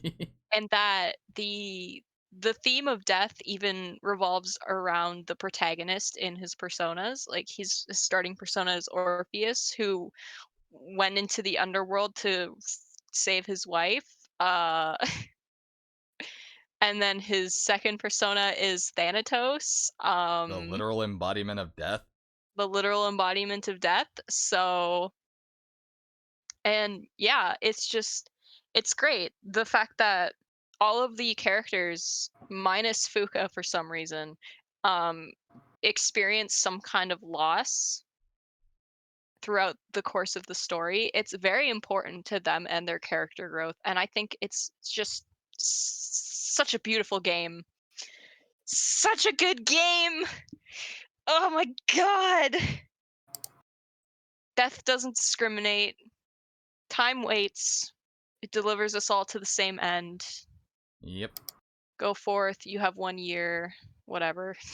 To put this a little more lightheartedly, no offense. Oh, you want lighthearted on the day where No. we're talking about No, death? I don't actually want lighthearted. I was gonna say is like I just want to make this quick comment about people who are gonna be like, well, you don't understand how tough it is to write a weekly series. It's like, no, I get it. Writing weekly, it's tough, especially because the writers of a manga have to not only write, they have to draw, they have to get all the storyboarding done. and not much time to do it. So there's a limit to what exactly they can do and how much planning they can do, which is probably why you should plan a story out weeks in advance. Yes. You should plot out your story like months before you even start writing it. But genuinely, again, there's a difference between writing a book and writing a manga. That's something that even I have to get into, especially because of the more business oriented fashion. They have to get everything out fast enough. I still think even if you're going into a manga, you should still have an idea of where you're going with your story and at least an ending in mind. Yeah, but just because you have the ending I doesn't mean you have everything else. That is true. And I've with the heard pressure this. of being like, oh, you have to put out this content by this date. Imagine writing your story and you were told you had to have it finished every Friday. Yeah, that would suck balls. So it's like, it's tough. And I've done that. You know, I tried doing fan fiction for a while and I was like, I have to put it out every Monday. And I just crashed and burned. Yeah. And it's like I've heard this multiple times that the mangaka for One Piece has an ending in mind, and Yeah. like that's good. That's good. Yeah. Too bad like fucking Hiro Mashima couldn't take notes, but like you know what? Fuck him for real.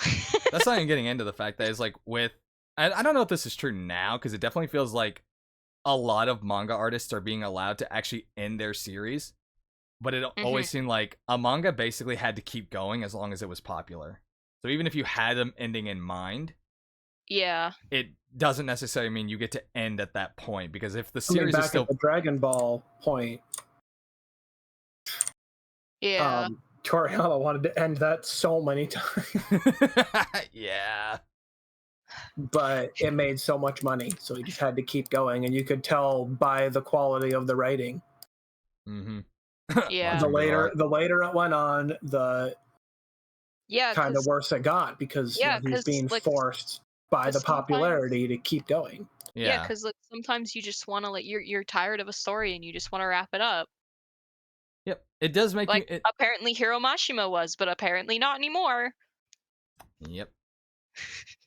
I do feel like a bit of like why we have 100-year quest is not necessarily that Mashima wanted to write more fairy tale, but that the editors are like, nah, we need more fairy tale. I would not be surprised. I'm sure I could find an interview or something about that, but I don't Probably. care enough. I'm just stating as like I do want to be fair. I criticize, but I am fair about it. I'll state I have never written a weekly series all the way to its end.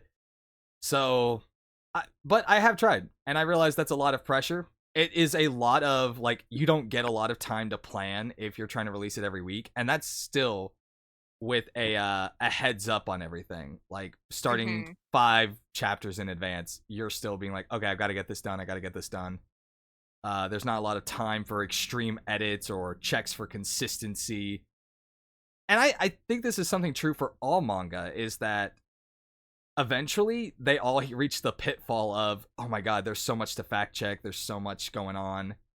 They all tend to fall in quality the longer they go on. Yeah.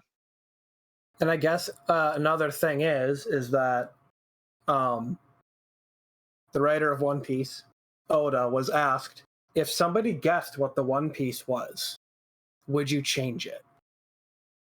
And he said, well, I mean, I can't. I don't even know what it is yet.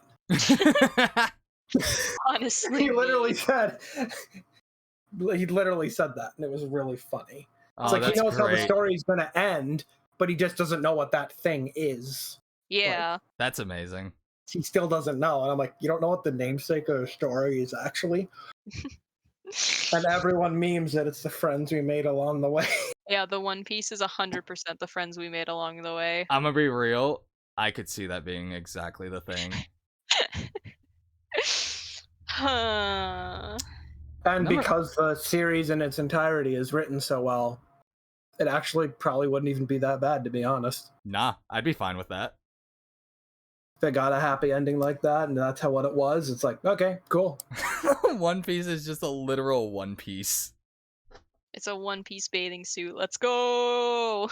It is specific. You know what? I'm gonna make this joke. I'm gonna put this into your heads for the One Piece nerds. It is specifically Big Mom's One Piece. One Piece Big Mom. Oh God, Star. Oh, good God. Oh, good Lord. She's a mountain. Yeah, I can She's a see mountain. that. That's why her name is What is Big. that? By the way, she has like 500 children too, or something like Good that. Lord, what is that?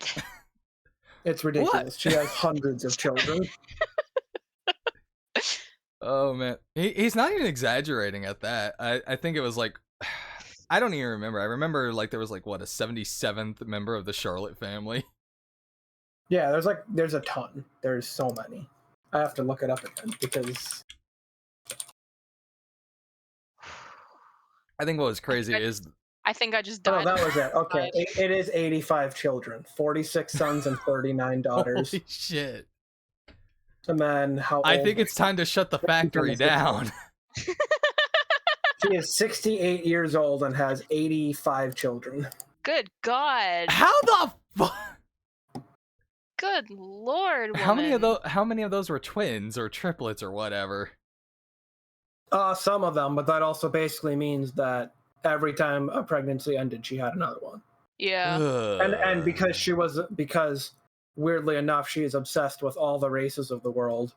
She had a different husband for every one of them Oh, what the fuck? because she wanted like She diversity in its entirety. gotta catch them all, literally. Yeah, literally, Oh my God. completely. Except it was people. Of course, not giants, but we don't talk about that. Nah. We don't All spoil right. that. I'm gonna yeah. bring this back around by saying I just died a little on the inside. There we go. What? Sorry, you leaving?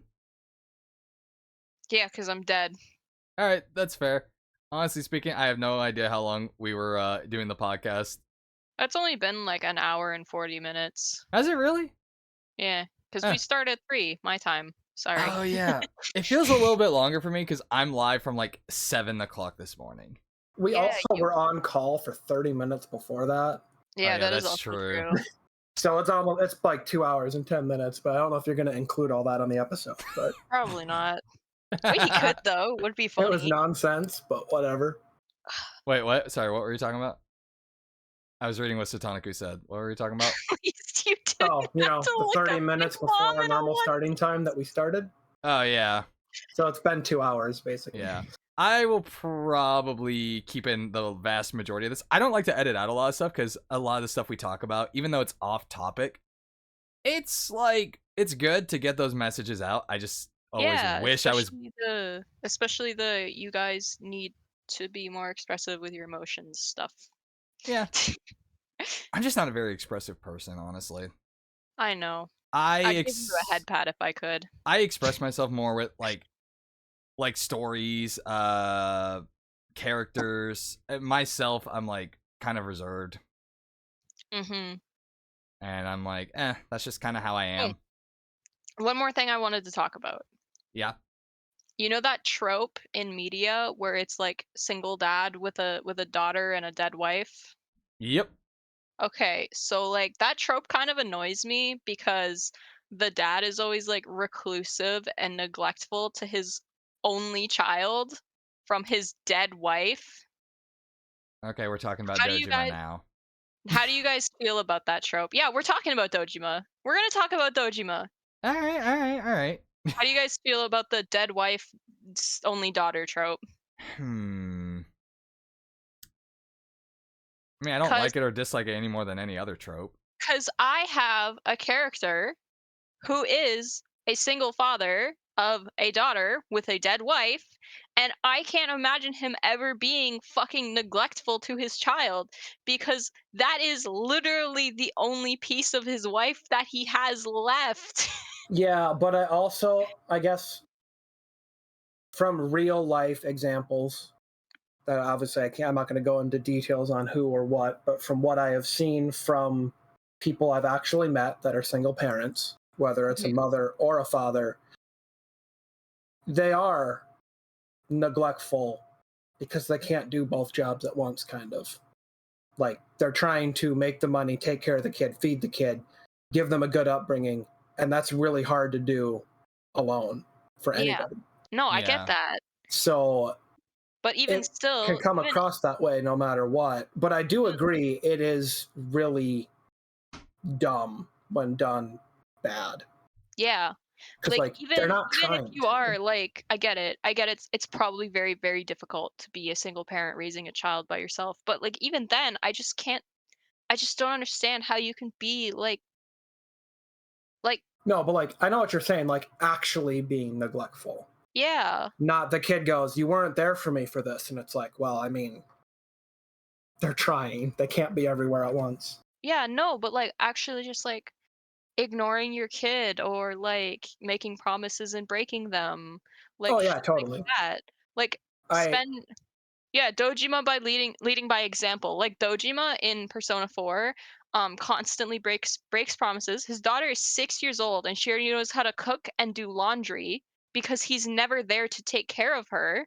So she has to learn how to do this shit by herself. She walks to school by herself every day, but I guess that's just a Japan thing, right? yeah, Uh Yeah. Dojima, Um, like he's barely home in the game at all times. Like he's only there like I don't know, once or twice a week. not to And give you know, not to give it, excuses, but the thing with Dojima though is that he is a police officer that is constantly on call in a small town where their police force is very small. but that doesn't mean that he should be But he's taking the not time but he's that not he has. trying to be neglectful, and he does seem to try to make time for Nanako when he's there. I was Mm, gonna say like I do get where you're coming from. it's more like the fact that Dojima doesn't attempt to spend time with Nanako when he's at home.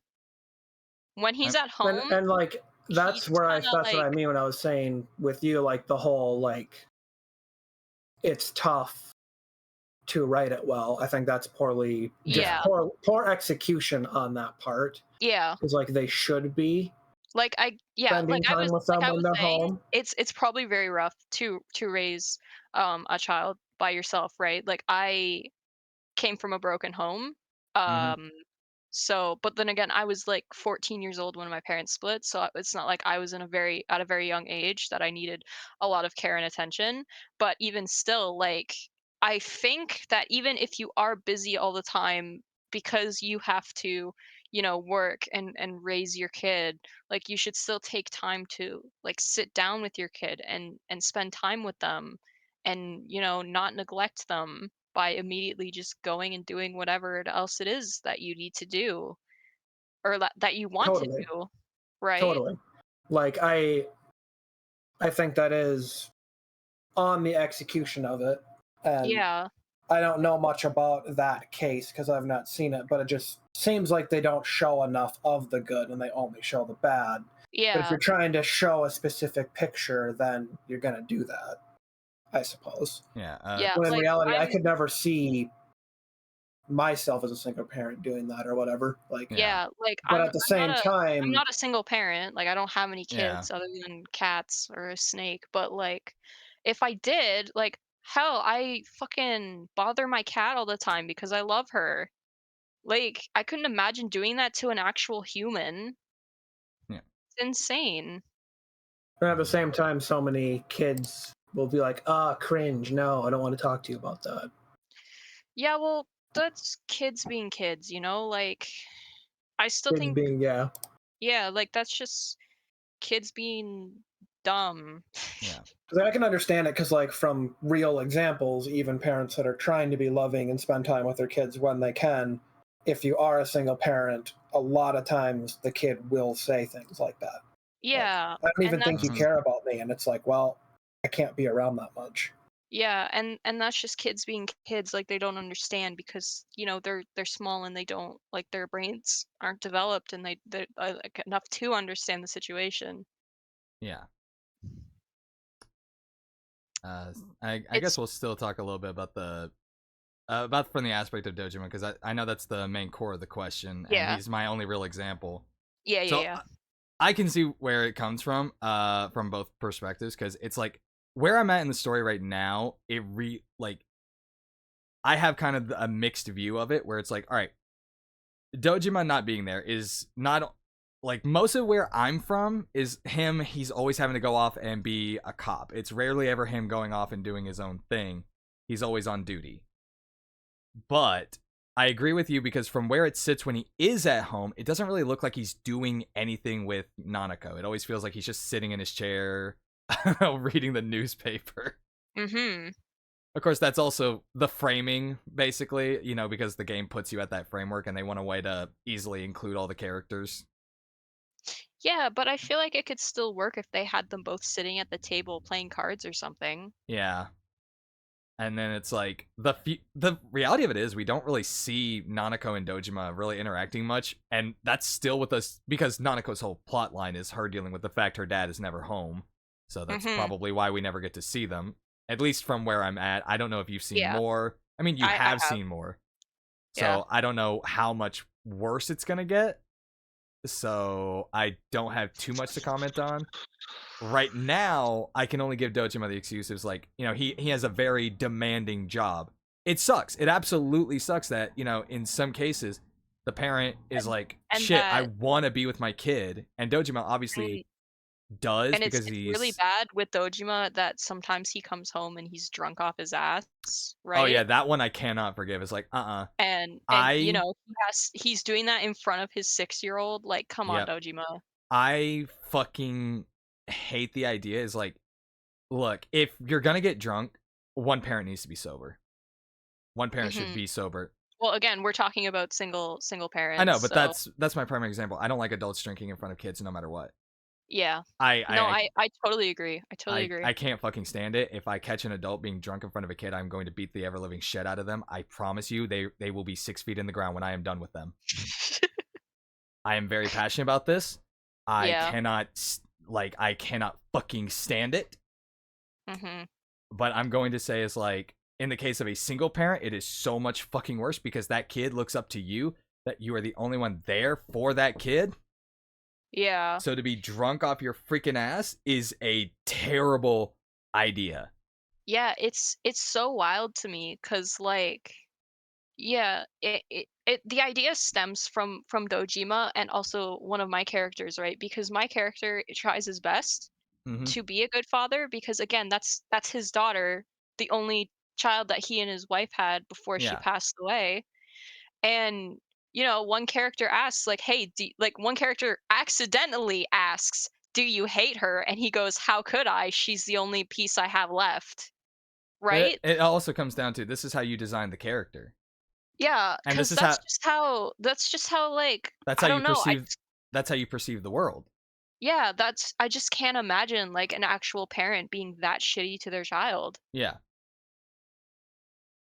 But then I see stories of people being actual shitty to their children, and I'm like, damn, this is Mhm. the world we live in. Yep. I mean, I have Ash, who's an absolute monster to her child, but, like, that's just because she's a psychopath. So at the same time, I'm like, I can't believe someone would be like that to their kid, but and then also have a character who is like that to their kid. Yep. Yep, and a lot of times it can be trauma. It can be it could be from a stemming from trauma or whatever. But then it Yeah. also can be from that's how they were raised, so they think it's normal. Yeah. That is They think it's true. fine. You don't know their parent could have acted like that, and to them they're like, "I look up to this. This is what I'm gonna do." That's Yep. also true. And then that's what they do, and you go, "Well, why are you doing that?" And they're like, "They don't know any better. That's how they were raised. That's what they think is okay." Like, Yep. They learn from example and what they see. Yeah. So everybody's built up. As much as we talked about villains and being relatable, most people are built up because of how they were raised or what happened to them. Yeah. Regardless. So even if it doesn't make them relatable as a villain, they still do have a story where it's like, okay, that's why though. Yeah. Regardless of whether it's relatable or not, that is why. Yeah. And if it's a bad reason, then unless they're a psychopath, what's the point? It's only bad from us from an outside perspective, but it makes sense in their worldview. Yeah. So it kind of all comes full circle that everybody is imperfect. And that's kind of where all the problems stem from. Yeah. because everybody has an idea of being as close to perfection as they can be, and usually everyone gets stuck in their ways and stay that way. Yeah. Yep. So, but I think I have to call it here as well. Okay. Okay. It was nice having you. Yeah. Yeah, this was fun. And maybe if I get a different job, I actually can hop on a couple more times. We're all Yay. hunting for new jobs. Well, Not okay, me. I all work of us every except Saturday Star. usually. Yeah, I was literally about to say everyone except Star. Yeah, I was just like, except for me. That's it. I'm taking Star job hunting with me. No. Yes. No. Yes. You don't even know what job I'm hunting for. No, I don't. It could be an interesting one. I'm not going to tell you what it is, but. All right. Well, Oh, I'll see man. you on Tuesday, Alex. Yeah, what's up? I'll see you Tuesday for Persona 5. You okay there, Alex? He's Yeah. gone. Okay. He's dead. Okay. Star was just like, gonna see you Tuesday, and you just went quiet. Yeah. Well, I just disappeared for a moment. Oh, Oh, okay. okay. My internet router, I think, overheated or whatever it does. Ooh. Okay. It decided to go red and say, "You have no internet" for 10 seconds. And then I came back and I just heard Ah. Tuesday, and I was like, "What about Tuesday?" Well, I will Tuesday. see you on Tuesday. Oh, yes. Yes. Assuming that your internet But doesn't thank you for die. having me. Hey, no It was Hey, problem. fun. It was for fun. joining us. So, yeah, jokingly, even though I'm working and couldn't make it. So next time we all talk about Pokemon, right? All right. Yes, Well, sir. but yeah, it All was right. fun. All right. Thanks It All right, again. was. see you, No Alex. problem. Hope you have a good rest of your day. You too. Okay. What's up, everybody? I love that guy. Yeah. But yeah, going back to the just gonna go back to the topic of, talking about the trope. I don't like it. It's probably not one of the most dramatic tropes, but it's probably easily like, because from my perspective, it's not one that I can understand unless the story itself gives me a way to understand it. Like Dojima is somewhat understandable, Mhm. but I guess it's one of those weird things where it's like, oh, I don't understand the use of this trope, but then I can complain about another trope for hours, and in the end, it's all fiction. In the end, it's all designed based on how the writer perceives everything. Like you said, you have your Yeah. character, which is very devoted to his daughter, and that's a trope that I typically use. Is like the single parent is absolutely devoted to their child. Well, Because it's with him. It's he's stuck between I'm mourning my dead wife and I have to yeah, raise my child. So, yeah, um, he's trying to like be the best dad he can be, mm-hmm, but he also has to take time to mourn yeah, at the same time. yeah, So, and it's like, in the end, this is how you wanted this character to be, because you didn't want to write a character that was neglectful. mhm. Well, that's just because I don't think he has it in him to be neglectful to his child. Exactly, because this is how you've built the character.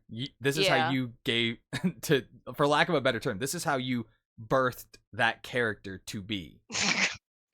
My child. Well, every character of a story we create is basically our children. My child. So, Welcome to the wheel of death. oh, not the wheel, not the wheel.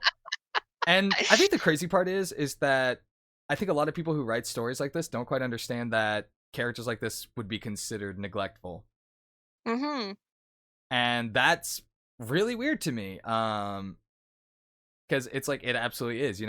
Some people, like the logic I used earlier, is that Dojima is a cop. He is there at times, but it's like he's very distant from Nanako. Is the number one thing I could very easily comment on. He obviously does love her, cares about her, wants to do things with her, but because of his Mhm. job and the seriousness of it, he has to put that first. Mhm. And that's It's annoying. it The it, way that it the way very that much it is. takes, like the way that it kind of is addressed in his social link. Mm-hmm. Um, the thing that I don't like about Persona 4 Social Links is that it goes through some kind of formula, and it's a kind of annoying formula. Yeah. It's like, one, I have this problem that's detrimental to my character. I'm going to just talk it out with the main character. And then three, at the end of the social link, I'm going to realize that I was addressing this problem with my character wrong, and that I'm just going to do the same thing I've always been doing, but this time for the right reason. You Wow. laugh, but I did. it's actually it's actually how the formula goes, and it's terrible. That's insane. And I can't wait to Yeah. see it all. My favorite was the nurse. Oh dear. The fucking nurse, when at the end of her social link, she was like, "Yeah, I did become a nurse so that I could fucking groom children, but now I'm gonna become a nurse for the I'm right sorry. reasons." You know what? I'm just gonna like I'm not even gonna talk about it. I'm gonna just leave that alone because I'm gonna Yeah, find out when I get we'll there. we'll we'll leave the nurse alone for now. Yeah. But yeah, now she's a nurse, but for the right reasons. I guess I kind of get that from oh, what's his name? What's his name? Ko's social link so far is like he was like, I like basketball. Became a Oh basketball yeah. player because my family wouldn't let me. So I imagine at the end he's gonna be like, well, now I really like basketball again. And Well, now it's now I because get of to my play reason. basketball.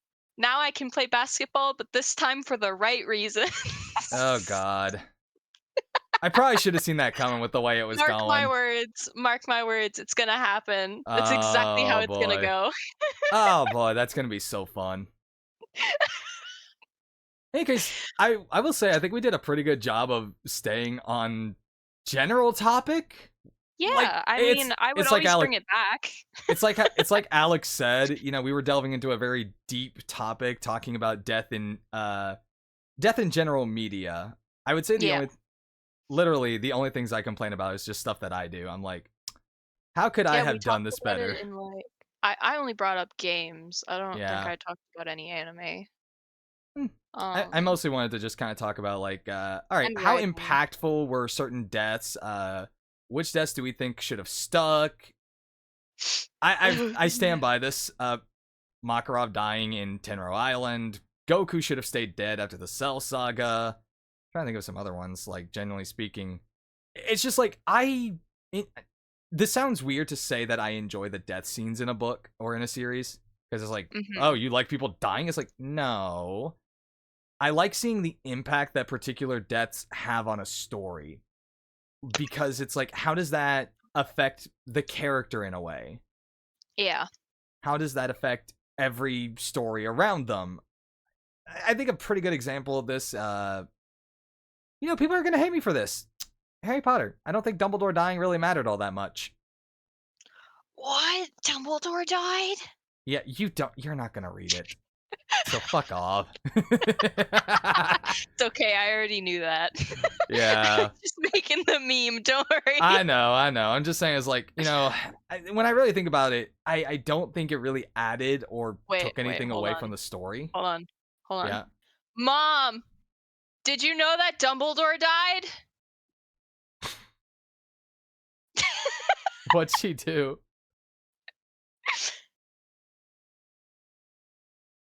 I have to know. What did she say?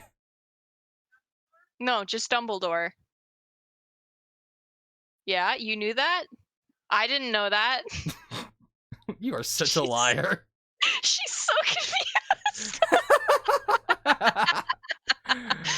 Star, you are a little shit. You know that? I am a little shit. But yeah, it's just There's like a lot wrong with me. You know this. but it's Okay, like sorry. it was this big shocking moment, but when I really sit back and I look at the story, it's like, okay, yeah, him dying became a plot point later on in the 7th book, but genuinely it just kind of felt like it was just a plot device for everything else. it, Mhm. it didn't it didn't really it didn't really feel like it impacted any of the characters' developments Did any because character like even know that he died? everybody knew he died. Okay, everybody knew he died. Did anyone grieve his death? Harry did, kind of. They had a funeral. Wow. They had a funeral where everybody showed up. I only remember the But then it part was where like, Voldemort steals his wand. yeah. It's a weird thing because I'm sure someone, if they ever make it to the end of this video, is going to comment about all the impact it did. And it's like, again, it felt more like a plot device where it's like, oh yeah, Dumbledore is dead, so the Elder Wand is inside of the crypt, so Voldemort has to go steal it. Oh, Dumbledore's dead, so Harry has no closure to the fact that this guy basically maneuvered his entire life. And also, Harry can never ask him, hey, Dumbledore, you gay?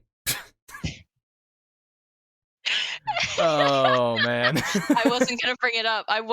You brought it up. All right. You opened this can of worms. Oh god. The fact that it came out that he was gay after the fact is really annoying. I mean, it really wasn't even important to the story. Yes. Because he brought it up.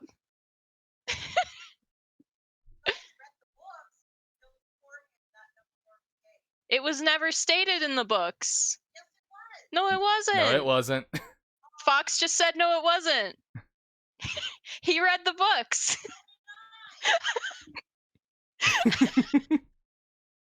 It was the closest that it's mentioned is that he was the best of friends with Grindelwald.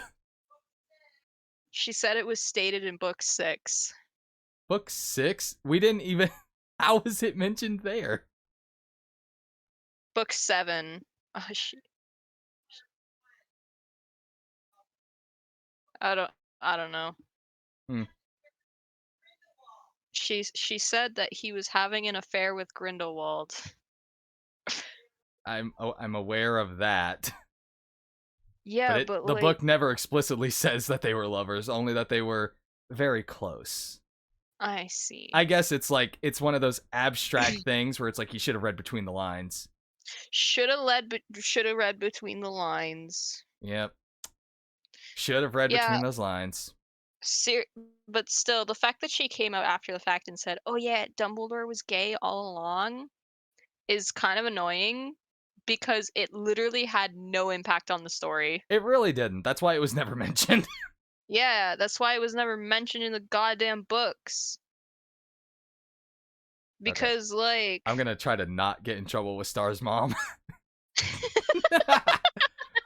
Yeah, let's get off that topic. Yeah, so oh man.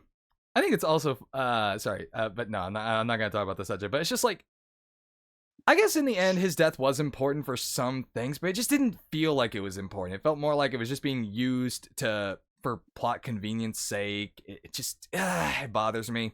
It's like it didn't lead to Harry having some great epiphany that, you know, he needed to actually do something. It was just more like, okay, Dumbledore gave me a mission. He died for the completion of this mission. I'm going to go off and do it. Yep. Although I guess to be fair, you could say that about most deaths. They don't seem impactful until you get to that point when you start to see how much it actually impacts a character. So maybe I did miss something. Sorry. I had something stuck in my throat. Uh-huh. You want to try repeating that? Persona 3. Uh-huh. Excuse me. Sorry, just out here plugging Persona 3. I get it. It's a fucking great game. I'm sure it is. I'll be glad to play it as soon as I get through the ass that is Persona 4. I can't wait till you get to where I'm at because holy shit, it's so bad.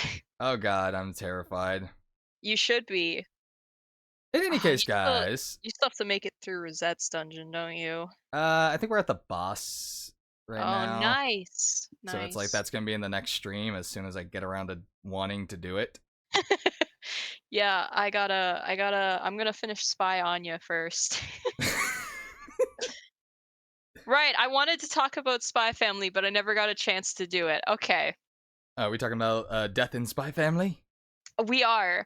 Oh god. I wanted to talk about how, despite the fact that Lloyd and Yor are seemingly overpowered, they still can die.